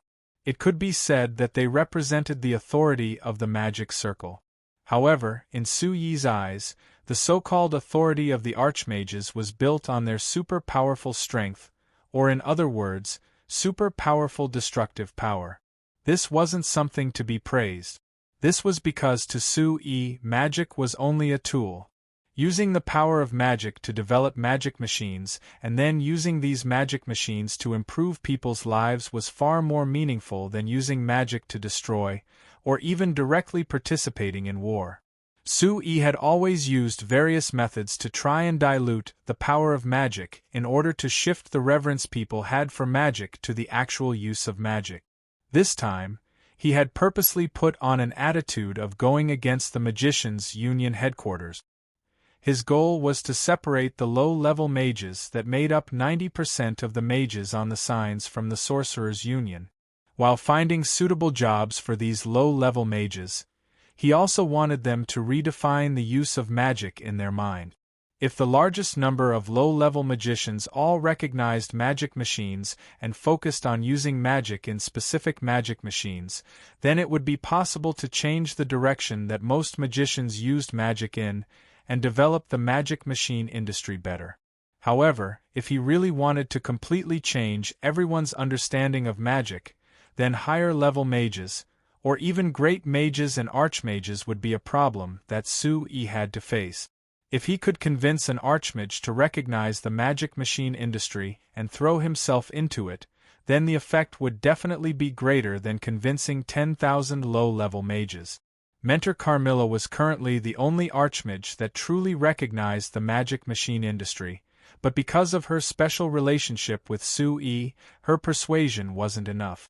Therefore, Sui had always been trying to use other methods to convince other archmages. If the Magicians' Union really managed to convince an archmage to deal with Newflyer, then it would be a crisis for Newflyer, but at the same time, it was also a huge opportunity. The specific outcome would depend on how Sui's. It was a good thing that archmages weren't ordinary people. Even the Magicians' Union headquarters wouldn't use this trump card unless it was absolutely necessary.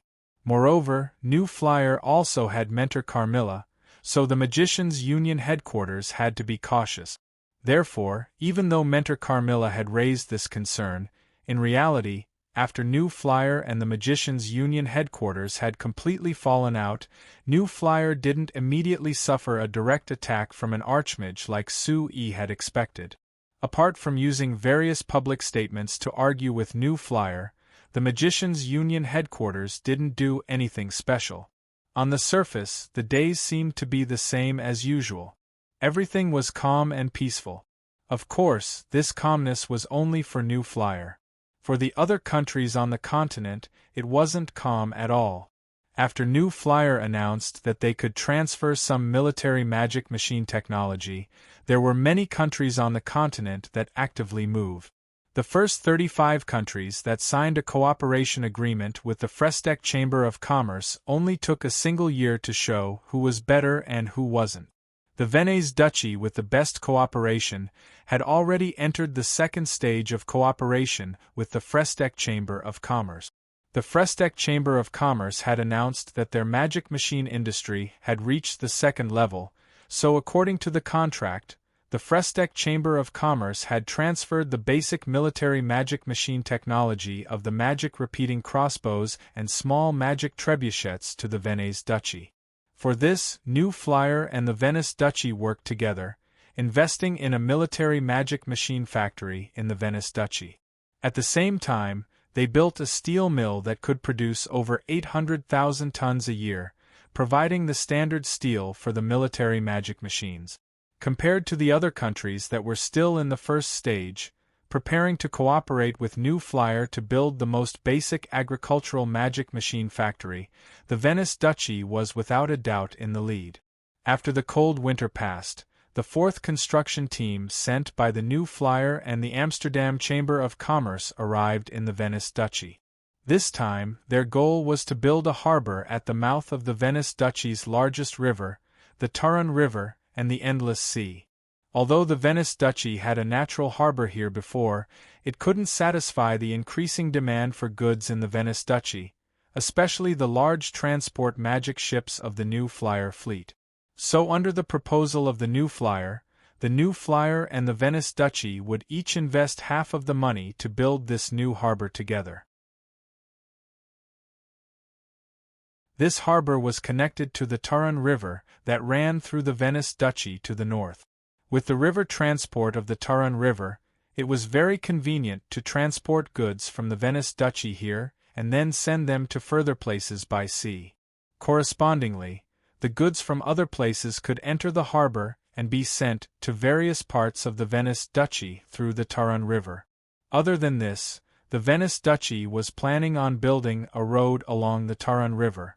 With the 3 roads that had been built before, they could basically connect all parts of the Venice Duchy with road. According to their estimates, as long as this harbor and road were finished, adding in the fact that the Venice Duchy would use the various construction magic machines provided by the new flyer to clear the Taran River, the transportation environment of the Venice Duchy would be greatly improved. In the past, although the Venice Duchy was rich in all kinds of products, the transportation was not convenient enough, so these products could not be transported out. The people of the duchy could only live in poor conditions because of the poor land of the Venice Duchy. But once this transportation problem was solved, the rare products of the Venice Duchy could be easily transported to other parts of the continent to be sold, which would bring quite a bit of income to the Venice Duchy. For example, when the new flyer and the Amsterdam Chamber of Commerce's fleet came to the Venice Duchy, other than helping the Venice Duchy build a harbor, they were also responsible for purchasing large amounts of local products from the Venice Duchy. When the fleet arrived at the crude natural harbor, countless goods from all over the Venice Duchy had already been piled up like a mountain, waiting for the fleet to take them away. Correspondingly, the new flyer's transport fleet had also brought large amounts of rare goods from the Venice Duchy. Among them, the most important part was basic grains such as rice and wheat. Just for this fleet, the new flyer had brought 3 large transport magic ships and 3,000 barrels of the dwarven specialty wine. The Venice Duchy was only a small country, and its population was only about 600,000. This batch of supplies was a great improvement and help to the Venice Duchy that had been lacking staple food all year round. So when the fleet arrived at the harbor, they were immediately welcomed by the people of the Venice Duchy. Duke Venice even personally came and warmly welcomed the high-level members of the fleet. This showed how much importance the Venice Duchy placed on the new flyer and the Amsterdam Chamber of Commerce. Of course, what he really cared about was the other batch of goods hidden under the rice, wheat, and wine. Your Excellency Duke, look, this is the handheld magic cannon that our company has carefully developed. Don't look at how small it is. After each shell is fired, it has the might of a 4th-grade fire magic bomb, which is very shocking. There isn't any special requirement to use this magic cannon. As long as the soldiers train a bit, they will be able to grasp the basics of using it. Hearing the Frestec Chamber of Commerce's fleet commander John Sauron's introduction, Duke Venice's eyes lit up. He couldn't help reaching out to touch the magic cannon that was shining brightly under the light. It felt very smooth in his hand and was very good to touch. Good, very good. This thing really is good. Duke Venice gave a few words of praise before turning to ask Garn Sauron, Commander Sauron, I wonder when your new flyer is willing to give us the technology to make this magic cannon? Garn Sauron revealed a faint smile. Your Excellency Duke, regarding this, our company has already given you detailed notes on the magic machine industry level list. The lowest level requirement for the magic cannon is the 4th level magic machine industry, so your country can't meet this requirement right now. Is that so? Although he already knew this, Duke Venice was still a bit disappointed when he heard this answer. After touching the magic cannon for a bit, he asked, even if you can't give us the technology, can you at least sell us some higher-level military magic machines? Garn Sauron shook his head. Your Excellency Duke, I urge you to give up on this idea. Regarding military magic machines, our Chamber of Commerce has strict regulations. The reason why we are selling this batch of military magic machines to your country is because your country is the first country to achieve a Level 2 magic machine industrial system. Therefore, we are giving you special support. As for the large magic cannon, that is a military magic machine that only the 6th-level magic machine industry can have. If your country wants it, you need to work harder. Duke Venice was silent for a bit before giving a long sigh. He reached his hand out to Garn Sauron. All right, first give me what we deserve.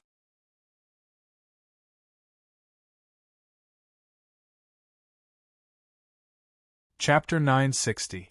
Duke Venice Deserved Things was actually based on the agreement between the Venice Duchy and the Frestec Chamber of Commerce. When the Venice Duchy reached the 2nd level, the Frestec Chamber of Commerce would transfer some military magic machine manufacturing technology to the Venice Duchy. Other than this information, the Frestec Chamber of Commerce would also send technicians to the Venice Duchy to help the Venice Duchy digest this information, allowing them to produce military magic machines on their own. Of course, with the current magic machine industry of the Venice Duchy, they could at most make some low-end military magic machines like magic repeating crossbows and small magic trebuchet. What Gan Sauron said earlier wasn't wrong at all. Even if New Flyer gave the high-level military magic machine technology, like the magic cannon to the Venice Duchy, they wouldn't be able to grasp it themselves. It had to be known that they had barely grasped the most basic manufacturing technology. They were still far from reaching the standards needed to make the magic cannons. Not mentioning anything else, just the Venice Duchy was lacking skilled magic machine workers. So when the Frestec Chamber of Commerce's fleet came this time, they had another task, which was to cooperate with the Wines Duchy. They would set up a magic machine industry school in the Wines Duchy, helping the Wines Duchy quickly train a group of skilled workers. Of course, these standards were all based on the standards set by the New Flyer. Specifically, even the number of threads on the screws of each magic machine would be strictly based on the standards set by the New Flyer. This was something that Sue had clearly requested when he made this strategic partnership plan. For a qualified industrial system, the most troublesome problem was that the standards weren't uniform because there would be many incompatibilities. There would be many problems and it would be a serious waste of manpower and resources. When he was on Earth, Sue had suffered from the standards not being uniform many times, but he didn't have any methods to change the industrial system on Earth. On the signs, he was the only leader of the magic machine industry, so of course he had the qualifications to strictly set this standard. Or it could be said that when the New Flyer didn't have enough influence, although Sue attached importance to this problem, he didn't have any methods to enforce it. There were even several magic machine companies that made their own standard. But now that the New Flyer's influence couldn't be compared to before, Sue would do everything he could to enforce the same standards. Especially for a small country like the Venice Duchy that signed a strategic partnership agreement with the New Flyer, Sue wouldn't allow their magic machine industry development to deviate from the norm. Even if the standards he set weren't the best, as long as they were all under the same standard, it would be much easier to change them in the future. For the Venice Duchy, although the New Flyer's requirements were a bit cumbersome and even rigid, for a small country like them that had started their magic machine industry from scratch, the more detailed the New Flyer's requirements were, the better because it would save them quite a bit of effort.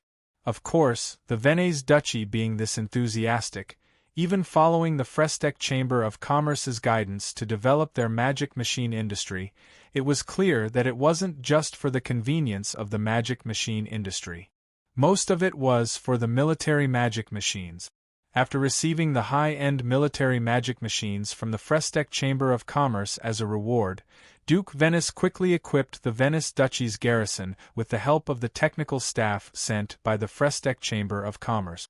Adding in the magic repeating crossbows and small magic trebuchets that the New Flyer had sold them before, the Venice Duchy's garrison's battle strength instantly soared. The Venice Duchy that had their battle strength soared quickly became restless. When the spring breeze blew through every inch of the land of the Venice Duchy, bringing a trace of invigorating greenery to this not-so-vast land, the Venez Duchy suddenly launched an attack on the neighboring duchy to the northeast, the Duchy of Samarant, which was also a small duchy. The Venice Duchy's garrison, that was equipped with military magic machines, far surpassed the army of the Samarant Duchy that was still stuck in the Age of Swords. In less than a week, they had completely eliminated all the resistance in the Samarant Duchy, even burying Duke Samarant and his last loyal subordinates in the Samarant Duchy's manor. The Samarant Duchy was destroyed just like that.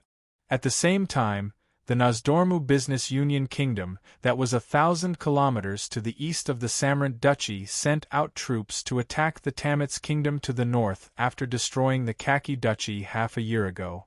The Nozdormu Business Union Kingdom chose a kingdom as their opponent, so they naturally took a longer time to eliminate the Kaki Dukedom compared to the 3 days they spent to eliminate the Kaki Dukedom. However, from the time the Nozdormu Business Union Kingdom sent out troops to destroy the Tamets Kingdom, it only took a mere 23 days. Once this news was spread, it created an even bigger shock than the Venice Duchy destroying the Samarant Duchy in a single week. Although the Tamets Kingdom wasn't considered strong among the countries in the southeast corner of the continent, it was still a kingdom in the end and wasn't on the same level as a small duchy. It wasn't strange that the Nozdormu Business Union Kingdom could easily destroy the Kaki Duchy, but it was shocking that they could also easily destroy the Tamets Kingdom. It had to be known that the Nozdormu Business Union Kingdom had a strange structure and didn't have a high evaluation of their strength in the hearts of the countries in the southwest corner of Signs. These merchants might be quite rich, but the nature of merchants meant that this strange country couldn't be very strong because they couldn't centralize power. Facts proved that the Nozdormu Business Union Kingdom didn't have a clear centralization of power. This could be seen from the fact that the Kaki Duchy and the Tamets Kingdom only sent out the armed forces of a few merchant guilds and not the entire country. However, it was precisely because of this that people were even more fearful of the Nozdormu Business Union Kingdom's strength. If the armed forces of a few merchant guilds could destroy a kingdom, then how terrifying would it be if the armed forces of all 13 merchant guilds were mobilized? For a moment, the people of the several countries in the southwest corner of Signs were in a state of panic. They might not be afraid of the Venice Duchy, but they were filled with deep fear of the Nozdormu Business Union Kingdom. With the military strength that the Nozdormu Business Union Kingdom displayed, as well as the powerful economic strength that supported them, if they were determined to continue invading other countries, then no country could stop them from conquering. The situation in the southwest corner of Signs was originally calm, but because of the sudden actions of the Nozdormu Business Union Kingdom and the Venice Duchy, the situation instantly became tense. However, many people were very confused as to why these two countries would suddenly launch such a fierce attack. If it was only because of the large amount of military magic machines that the new flyer supported, then why didn't they patiently wait for a period of time and make their move after becoming stronger? Especially the Venice Duchy. They had clearly just cooperated with the Frestek Chamber of Commerce, and it hadn't even been a year, but they were in such a rush to invade other countries. Could it be that they weren't worried that the surrounding countries would be vigilant and would kill this potential enemy before they stabilized their strength? In any case, in the strategic cooperation agreement signed between the new flyer and the Venice Duchy, it didn't say that they would directly support the strategic partner in a war with other countries. Moreover, even if the new flyer wanted to support them, they were thousands of kilometers away from the new flight commerce main base. How could they support them? TSK, a bunch of naive fellows. Do they really think that we can't do anything to them just because they're thousands of kilometers away? John Sauron looked at the information on the thin piece of paper in his hand with eyes full of disdain. This was the third time he had come to the Venice Duchy to transport supplies in the past month. This time, he had only stayed in the Venice Duchy for 3 days, but he had already gathered a lot of information. This included the reactions of the various forces after the Venice Duchy invaded the Samarant Duchy. The adjutant of the fleet, Quincy Rachel, shook his head with a smile. There's no helping it. You can't expect a bunch of ignorant country bumpkins to understand the power of our guild. Of course, it's not strange for them to think that way. Even if it's our guild, it's still quite troublesome to support a target thousands of kilometers away. Moreover, the Venice Duchy attacked the Empire in such a hurry. The chairman definitely won't be satisfied. Whether or not he'll help them is a problem. Why wouldn't the chairman be satisfied? If it were up to me, the chairman would probably be very satisfied after hearing about this. Why? Quincy Rachel asked in surprise. The Venice Duchy isn't focusing on developing their domestic magic machine industry. Instead, they're in such a hurry to attack another country. The chairman definitely won't like their actions. Look carefully. Garn Sauron tapped on a map that was spread out on the table. The Wines Duchy chose their targets very carefully this time. Did you notice? Although the Samarant Duchy is smaller than the Venice Duchy and looks like a poor and pitiful duchy, if you pay attention, you'll find that it's still very valuable.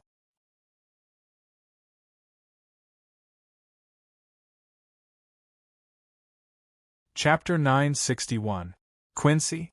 Rachel looked at the map with knit brows and his expression changed slightly. It's because of the iron mines in the Samarant Duchy? That's right. Jayan Sauron nodded with a smile. If it was up to me, this Grand Duke Venice has great foresight and is very decisive.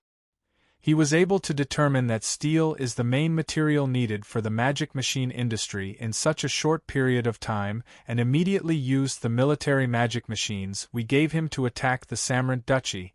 This really is worthy of admiration. Quincy? Rachel carefully looked at the map for a bit before slowly nodding. You're right. The Venice Duchy doesn't have any iron mines and there aren't even many magic crystal mines. If they want to develop the magic machine industry, this natural condition will greatly restrict them. It just so happens that the Samaritan Duchy is rich in resources in this area.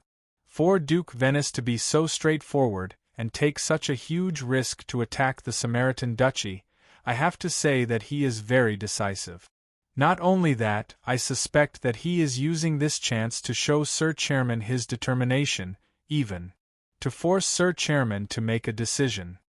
Jayan Sauron said in a deep voice. What makes you think that? Quincy? Rachel was instantly stunned. Jayan Sauron? Sauron tapped his finger on the map that represented the Venice Duchy and said in a thoughtful voice, Quincy, you've seen Grand Duke Venice before, do you think he's an impulsive person? No, he should be a very shrewd person no matter how you look at him. Rachel shook his head. Of course, this is the shrewdness that a Grand Duke should have. Then that's right. Jayan Sauron nodded. Although I admire him for being able to see that the core of the magic machine industry is to seize resources and having this kind of shocking ability to attack the Samarant Duchy, think about it carefully. With the Venice Duchy's current situation, he doesn't need to choose to do this right now. The more reliable method is to keep cooperating with our company and keep increasing the level of the magic machine industry, obtaining more and better military magic machines from our company. After slowly increasing his strength, he can make this move. After all, with the Venice Duchy's current situation, it isn't to the point where they need to start a war to steal resources, right? Quincy? Rachel was silent for a bit before giving a slight nod. That's right. But Garn, what do you mean by saying that he is deliberately forcing the president to make a decision? The Venice Duchy is one of the first batch of strategic partners we announced last time, and it's also the first country to pass our Level 2 magic machine industry standard. Therefore, it's a very important country for Mr. President to promote our strategic partners. Look, the president even rewarded them with a batch of high-grade military magic machines as encouragement. Clearly, he was looking at them in a new light. Therefore, I feel that the Grand Duke of Venice took such a drastic action on purpose. Because as the representative country of our Chamber of Commerce's plan, Sir President will definitely be biased towards them. Then do you think the President will support him? Rachel asked with a frown. I think with Sir President's temper, he might teach this kind of restless fellow an unforgettable lesson. Garn? Zorro smiled bitterly and shook his head slowly. No, I don't think so. I think the President had already expected this. The reason why he specially sent a batch of high-end military magic machines to the Wines Duchy as a reward was to support Grand Duke Wines in doing so. It can't be. Quincy? Rachel was very surprised. Hasn't Sir President always been a firm lover of peace? How could it be? Who told you that Sir President is a lover of peace? Garn glanced at him. Do you think a lover of peace would take the initiative to provoke the Magicians' Union headquarters? This, Quincy? Rachel's expression twitched. This can't be said that Sir President provoked us, right? It's clearly the Magicians' Union headquarters forcing our Chamber of Commerce, and Sir President had no choice but to fight back. But if Sir President was a lover of peace, this matter wouldn't have developed to this point, right? Garn spread his hands. Look, the Sorcerers' Guild has already shed all pretense of cordiality with our Chamber of Commerce. Many countries on the continent that have deep connections with the Sorcerers' Guild have also put our Chamber of Commerce on the list of unwelcome countries. Actually, sometimes I don't understand. It's impossible for Sir President to not know the consequences of doing this, but why is he still so determined to do this? Quincy? Rachel was silent for a while, then sighed softly and shook his head. We shouldn't make wild guesses about Sir President's thoughts. As subordinates, we just have to do our job. Garn? Sauron raised a finger and waved it in front of Quincy. Rachel waved his finger in front of him and laughed. Don't think that I'm criticizing Sir President behind his back. In fact, I admire Sir President's approach. If we can't shed all pretense of cordiality with the Sorcerers' Guild, how can our Chamber of Commerce snatch those precious magician resources from the Sorcerers' Guild? Don't you think so? Quincy? Rachel ignored Garn. Sauron glanced at him. All right, before you go crazy, I advise you to properly study the safety of our shipping routes. The Chamber of Commerce has issued the latest warning.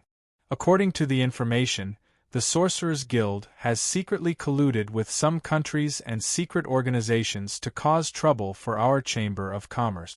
People like us who wander around outside should be the most vigilant. Garn.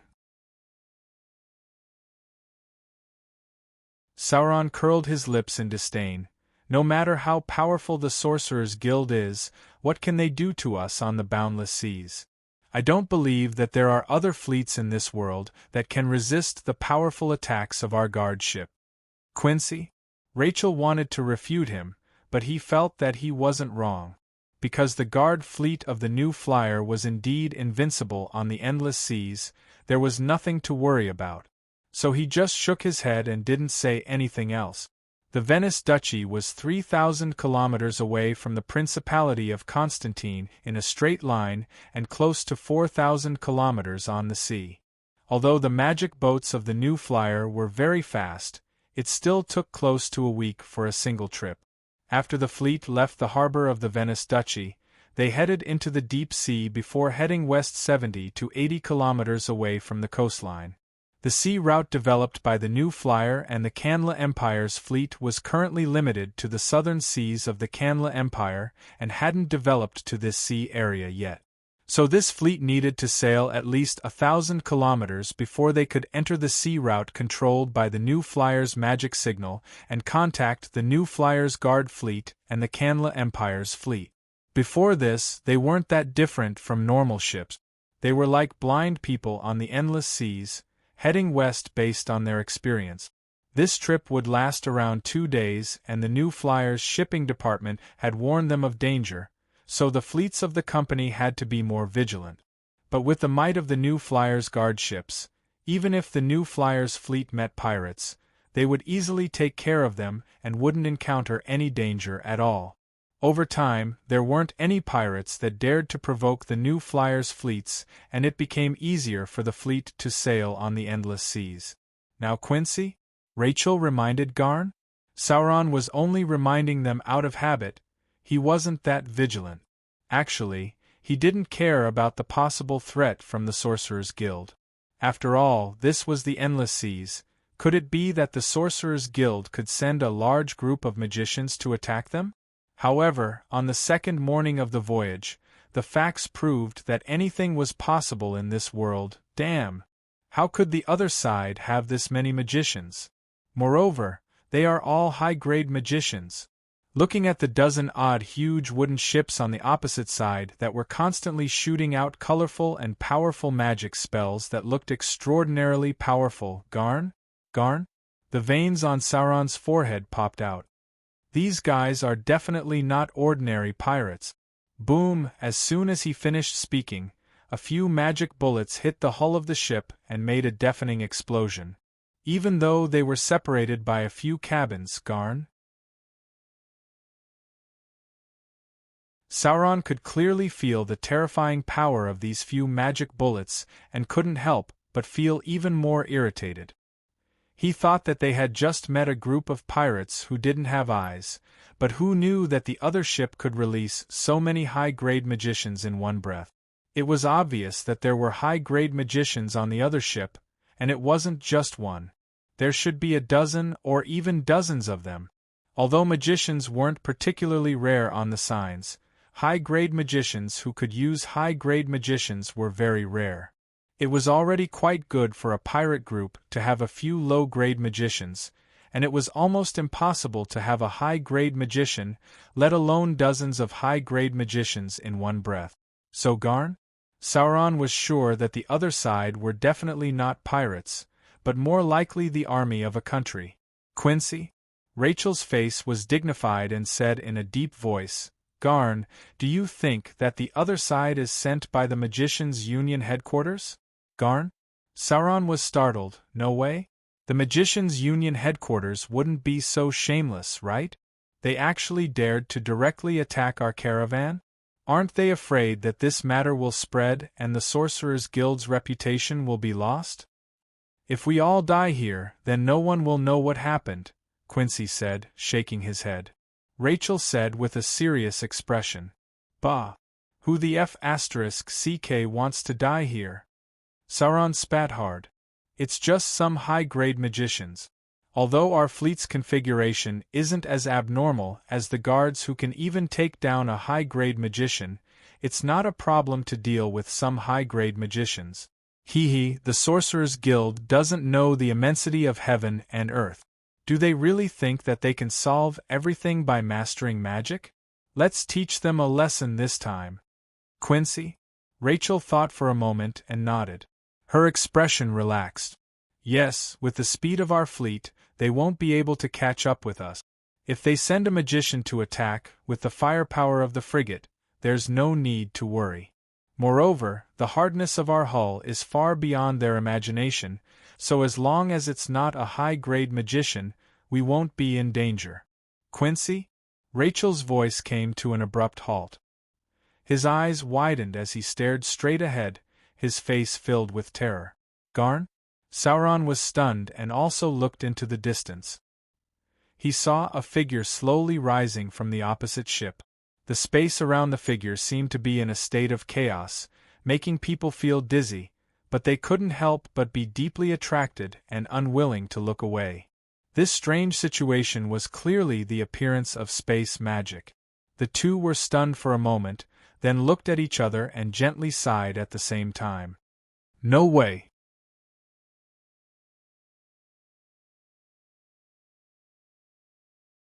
Chapter 962.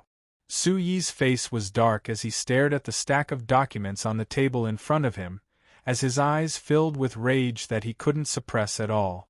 This stack of documents was the reports from the various branches of the New Flyer in the past month.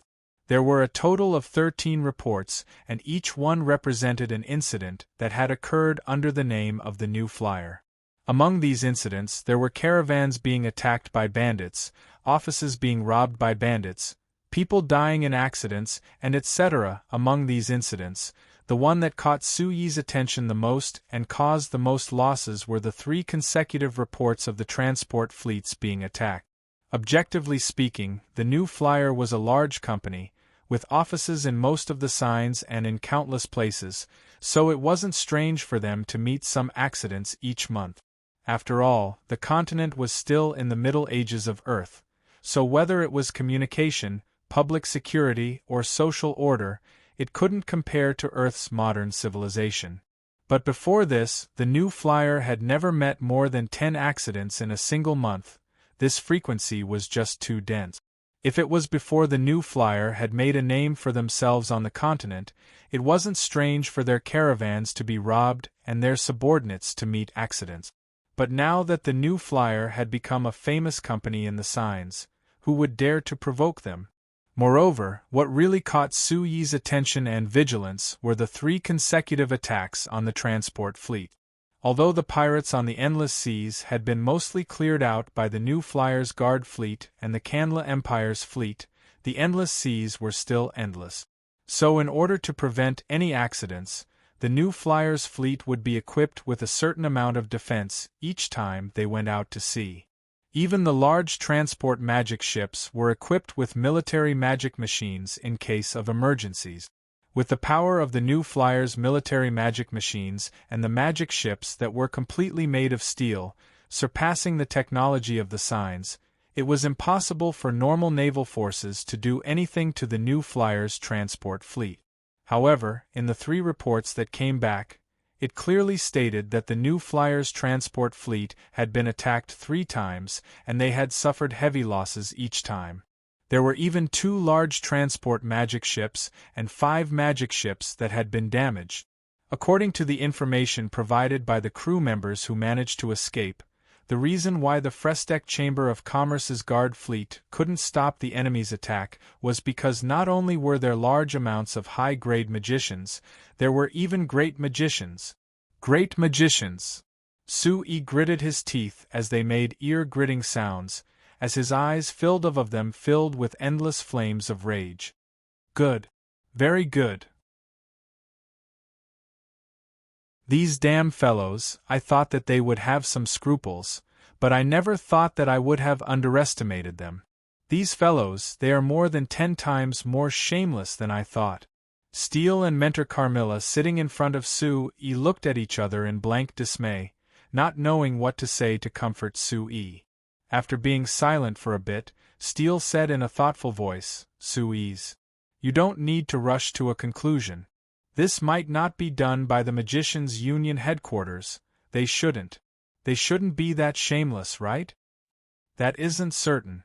The one who retorted wasn't Su Yi, but rather Mentor Carmilla on the side.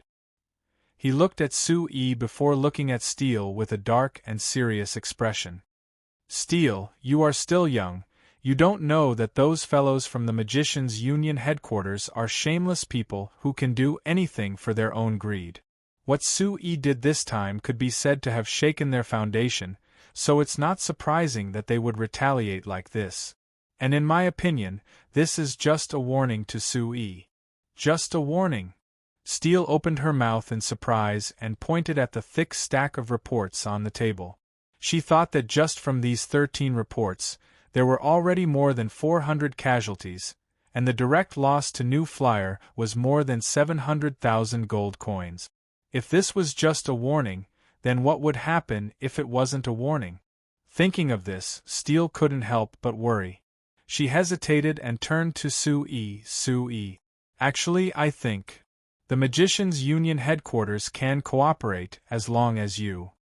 Seeing Su Yi's eyes, Steele wisely shut her mouth. Su Yi silently looked at Steele for a moment, then suddenly sighed and slowly shook his head. Steele, you still don't understand. This is not a personal grudge between me and the Sorcerers' Guild. It's not even a difference in ideology. It's the most fundamental conflict of interests, so there is no possibility of reconciliation. No way? Even if you want all the magicians on this continent to devote themselves to the magic industry, the Sorcerers' Guild would be more than happy to see that happen.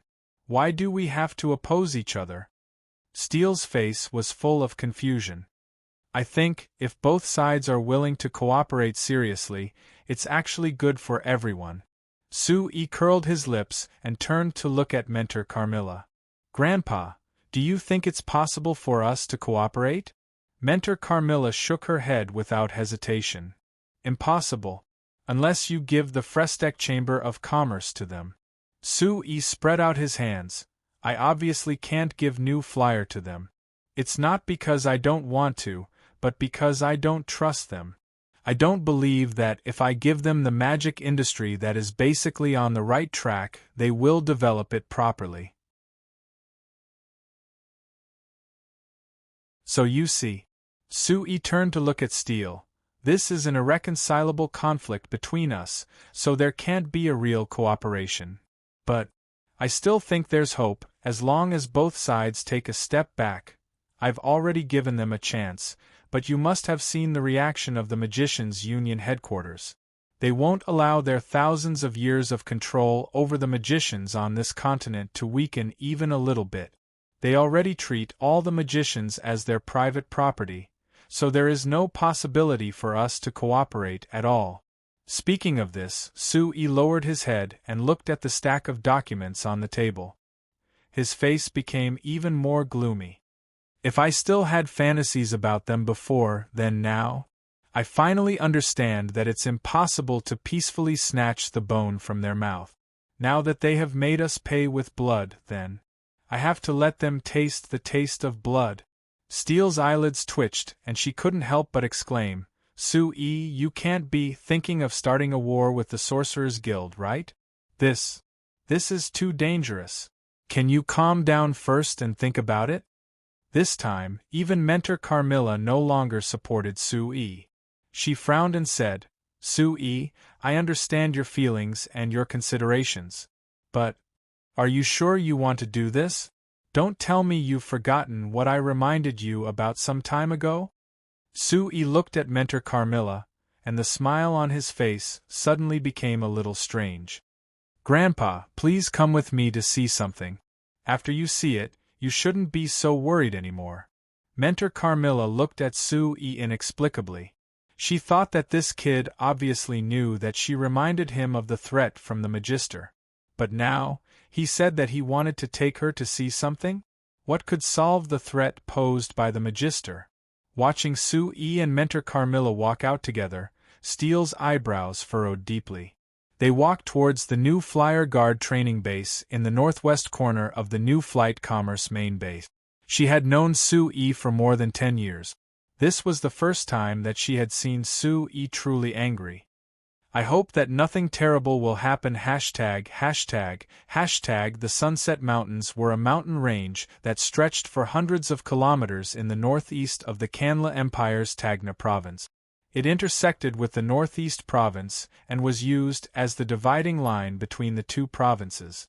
Because this mountain range had the only mountain path that led directly from the Tagna province to the Northeast Province, there were two human towns on both sides of the mountain range.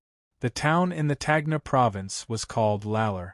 Although it was only a small town, because it was located on an important road, many traveling merchants and tourists would pass through here.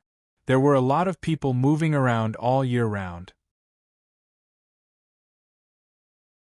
And because many caravans could only pass through here, countless bandits gathered in the Sunset Mountains outside of Lalor town. They would often rob the passing caravans. Although the Kanla Empire's government, the governor's office of the Tagna province, and the town of Lalor town would occasionally launch a crusade against these bandits, because of the complicated terrain of the Sunset Mountains, these bandits would randomly drill into the Sunset Mountains to hide. There was no way to pursue them, so they could only leave the matter unsettled every time. After a long time, the Kanla Empire's government could only turn a blind eye to these bandits. Apart from reminding the passing caravans to be more careful, they couldn't do anything else. And just half a month ago, when a caravan was passing through the Sunset Canyon, they were robbed by bandits. The entire caravan was wiped out, with no survivors. Originally, this was a very common matter for the people of Lalor Town and the Sunset Mountains. Apart from mentioning it after a meal, it wouldn't cause too much of a commotion. But this time, the robbery of this caravan attracted everyone's attention. There was only one reason, and that was that this caravan belonged to the New Flyer. At that time, this New Flyer caravan was ordered to transport a batch of magic machines to the Northeast Province. But before they could enter the Sunset Canyon, they were collectively robbed by a large group of bandits. Although the New Flyer caravan had hired many guards with decent fighting strength, there were simply too many bandits. In the end, they couldn't resist and all of them died in battle. The robbery this time made everyone very puzzled. For bandits, robbing a caravan was of course for benefit. Even if it wasn't for the daily necessities of the caravan, it was for the precious goods that they could steal and sell for money. The goods of the New Flyer caravan couldn't be considered worthless, but these goods were a batch of agricultural magic machines destined for the Northeast Province. The bandits had no use for them at all, and because of the uniqueness of these goods, they couldn't sell them at all, so there was no meaning in robbing them. Not to mention that most bandits weren't crazy people who were bloodthirsty, so they wouldn't kill people unless it was a special situation. However, the bandits had completely wiped out the Frestec Chamber of Commerce's caravan, not leaving a single person alive. This really was a bit too much. In short, this robbery incident was filled with all kinds of doubts and puzzles. Even after half a month, it was still a hot topic in the taverns of Lalor Town. Moreover, because of the series of events that happened after this robbery, it attracted even more attention than the robbery itself.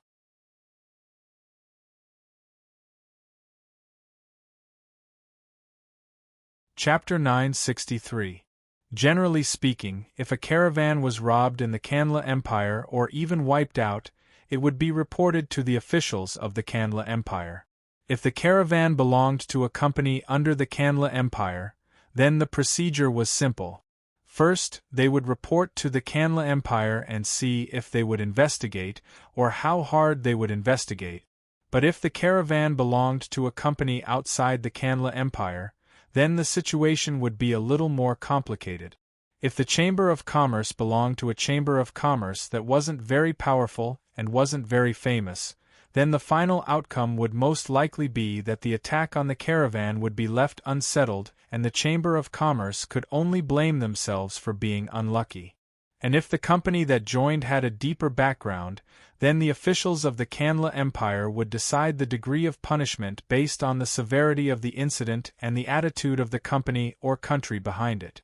For example, if the caravan came from the Mala Empire and was one of the 3 largest companies in the Mala Empire and had the backing of the officials of the Mala Empire, then once such an incident happened in the Kanla Empire, even if the relationship between the Mala Empire and the Kanla Empire wasn't harmonious, the officials of the Kanla Empire would definitely investigate this matter and give the Mala Empire a complete explanation. However, the situation of the New Flyer caravan was rather special. The New Flyer came from the Principality of Constantine. The Principality of Constantine was a completely unremarkable country in the signs and naturally couldn't pressure the officials of the Kanla Empire because of its background. But this caravan belonged to the New Flyer. The Frestec Chamber of Commerce was a very special company on the Signs continent. With their special magic machines, or rather military magic machines, the Frestec Chamber of Commerce had received the attention of all the countries on the continent in just a few years. Even if the Kanla Empire didn't have a good relationship with New Flyer on the surface, they were secretly cooperating in many ways. So the officials of the Kanla Empire attached great importance to New Flyer, paying close attention to the activities of New Flyer in the Kanla Empire. But this time, a caravan that belonged to the Frestec Chamber of Commerce had been completely wiped out by bandits. This wasn't a normal matter. Not to mention that this caravan was transporting a batch of agricultural magic machines that the Frestec Chamber of Commerce was sending to the Northeast Province. This was a new batch of goods that the Northeast Province had ordered to promote their agricultural magic machines, so it was very important. Now that the caravan had been attacked and all the people had been killed, the agricultural magic machines worth over 200,000 gold coins had disappeared, so it naturally created a large stir. After this matter, the New Flyers Wimbledon city office immediately reported this to the Canla Empire and strongly requested that the culprits be investigated. Not only did they have to take back the agricultural magic machines, they also had to punish the arrogant bandit. The Canla Empire's officials also attached great importance to this matter. They immediately ordered the Tagna province's governor's manor and Lara town's manor to help investigate this matter. However, after a week of investigation, even the small town of Lara had specially sent out a garrison of 200 people to cooperate with a group of mercenaries to search the Sunset Mountain range, but they still didn't find any results. So the Canla Empire's officials were forced to announce that the bandits had escaped the setting sun mountains and they could only investigate in the future. As long as one wasn't a fool, they would know that this meant that the Canla Empire's officials had given up on investigating this matter. The New Flyer could only consider themselves unlucky. However, the New Flyer didn't plan on giving up. Rather, they used various channels to send notices to the Canla Empire's representatives, which were the Tagna province's governor's manor and the Lara town's manor, urging them to investigate. They said that they wouldn't allow this matter to be left unsettled. This attitude naturally attracted the dissatisfaction of the Tagna province's governor's manor and the Lara town's manor. Although they said that they would investigate this matter on the surface, they had actually given up on investigating this matter. When the people of Lara town and the merchants discussed this matter, they couldn't help feeling a bit of ridicule towards the New Flyer.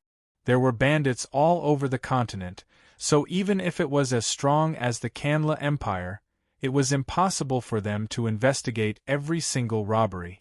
The fact that the Canla Empire's officials could give the New Flyer a positive response was already enough of an importance.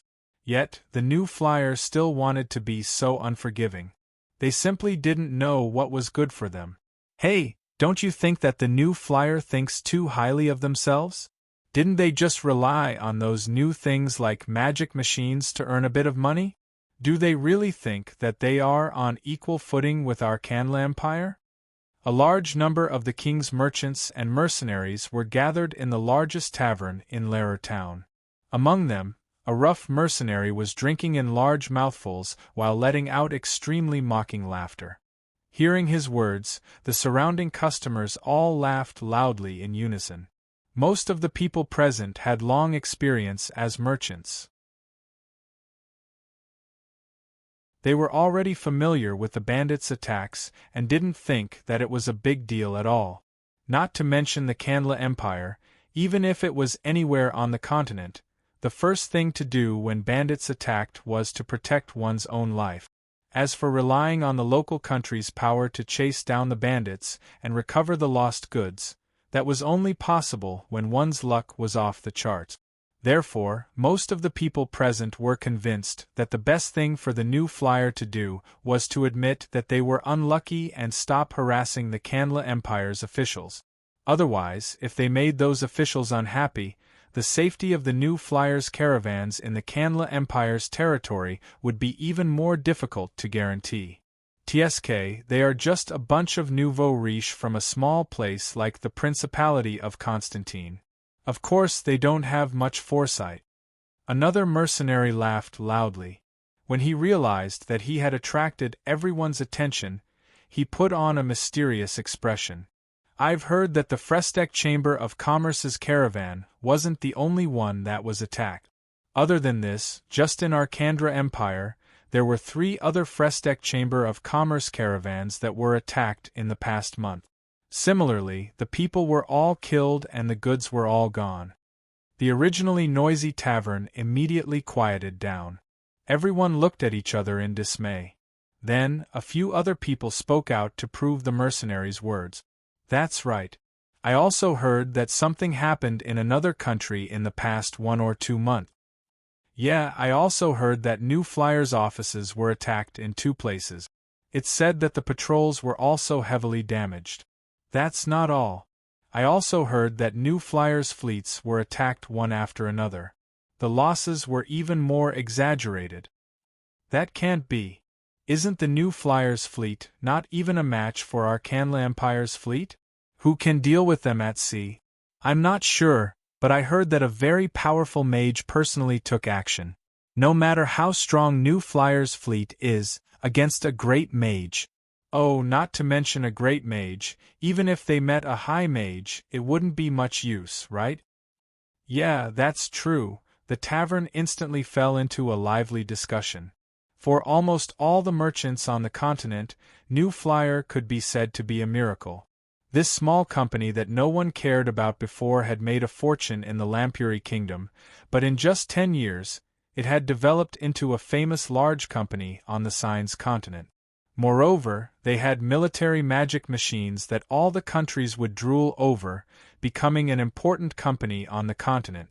During this process, it had not encountered any difficulties, and its development had been very smooth. This made the other merchants envious, but at the same time, they were also deeply jealous. Of course, they didn't have the ability to do anything to New Flyer, but when they heard that something had happened to New Flyer, they couldn't help but gloat. Sigh. Actually, this isn't a good thing, is it? A calm middle-aged man's voice suddenly sounded. Even a famous merchant like New Flyer was robbed, and those big shots didn't care. If small merchants like us were robbed, no one would care if we lived or died. Hearing this voice, the tavern instantly quieted down. Half of the people in the tavern were merchants, while the other half were mercenaries. It was very likely that they would come into contact with bandits on the road. The mercenaries might hope that encountering bandits would allow them to earn some extra money, but the merchants didn't want to encounter those damned bandits at all. With something like this happening to New Flyer, it certainly satisfied their gloating, but when they thought about the attitude of the Empire's officials towards bandits, they couldn't help but feel a chill in their hearts. That's right, if a large merchant like New Flyer didn't care, who would care about small merchants like them? When the tavern fell into an indescribable silence, there was suddenly a shadow that came from outside. It came in through the windows of the tavern and turned the tavern into a dark environment. Everyone turned to look in a daze before crying out in shock at the same time. In the sky outside the tavern, there were giant black clouds that slowly floated by. They were very low to the ground and looked very powerful. Some mercenaries with better eyesight looked carefully and found that these weren't black clouds, but rather giant iron monsters. They couldn't help opening their mouths in shock. Oh my God! What are these things? A mercenary looked at the sky for a while before suddenly shouting out, I know! These are magic airships! They are New Flyer's magic airships! Everyone was stunned. New Flyer's magic airships? Could it be that New Flyer sent people? You're tuning in to the Phoenix Knights YouTube channel. Don't forget to subscribe and join us on this journey to catch the most captivating stories.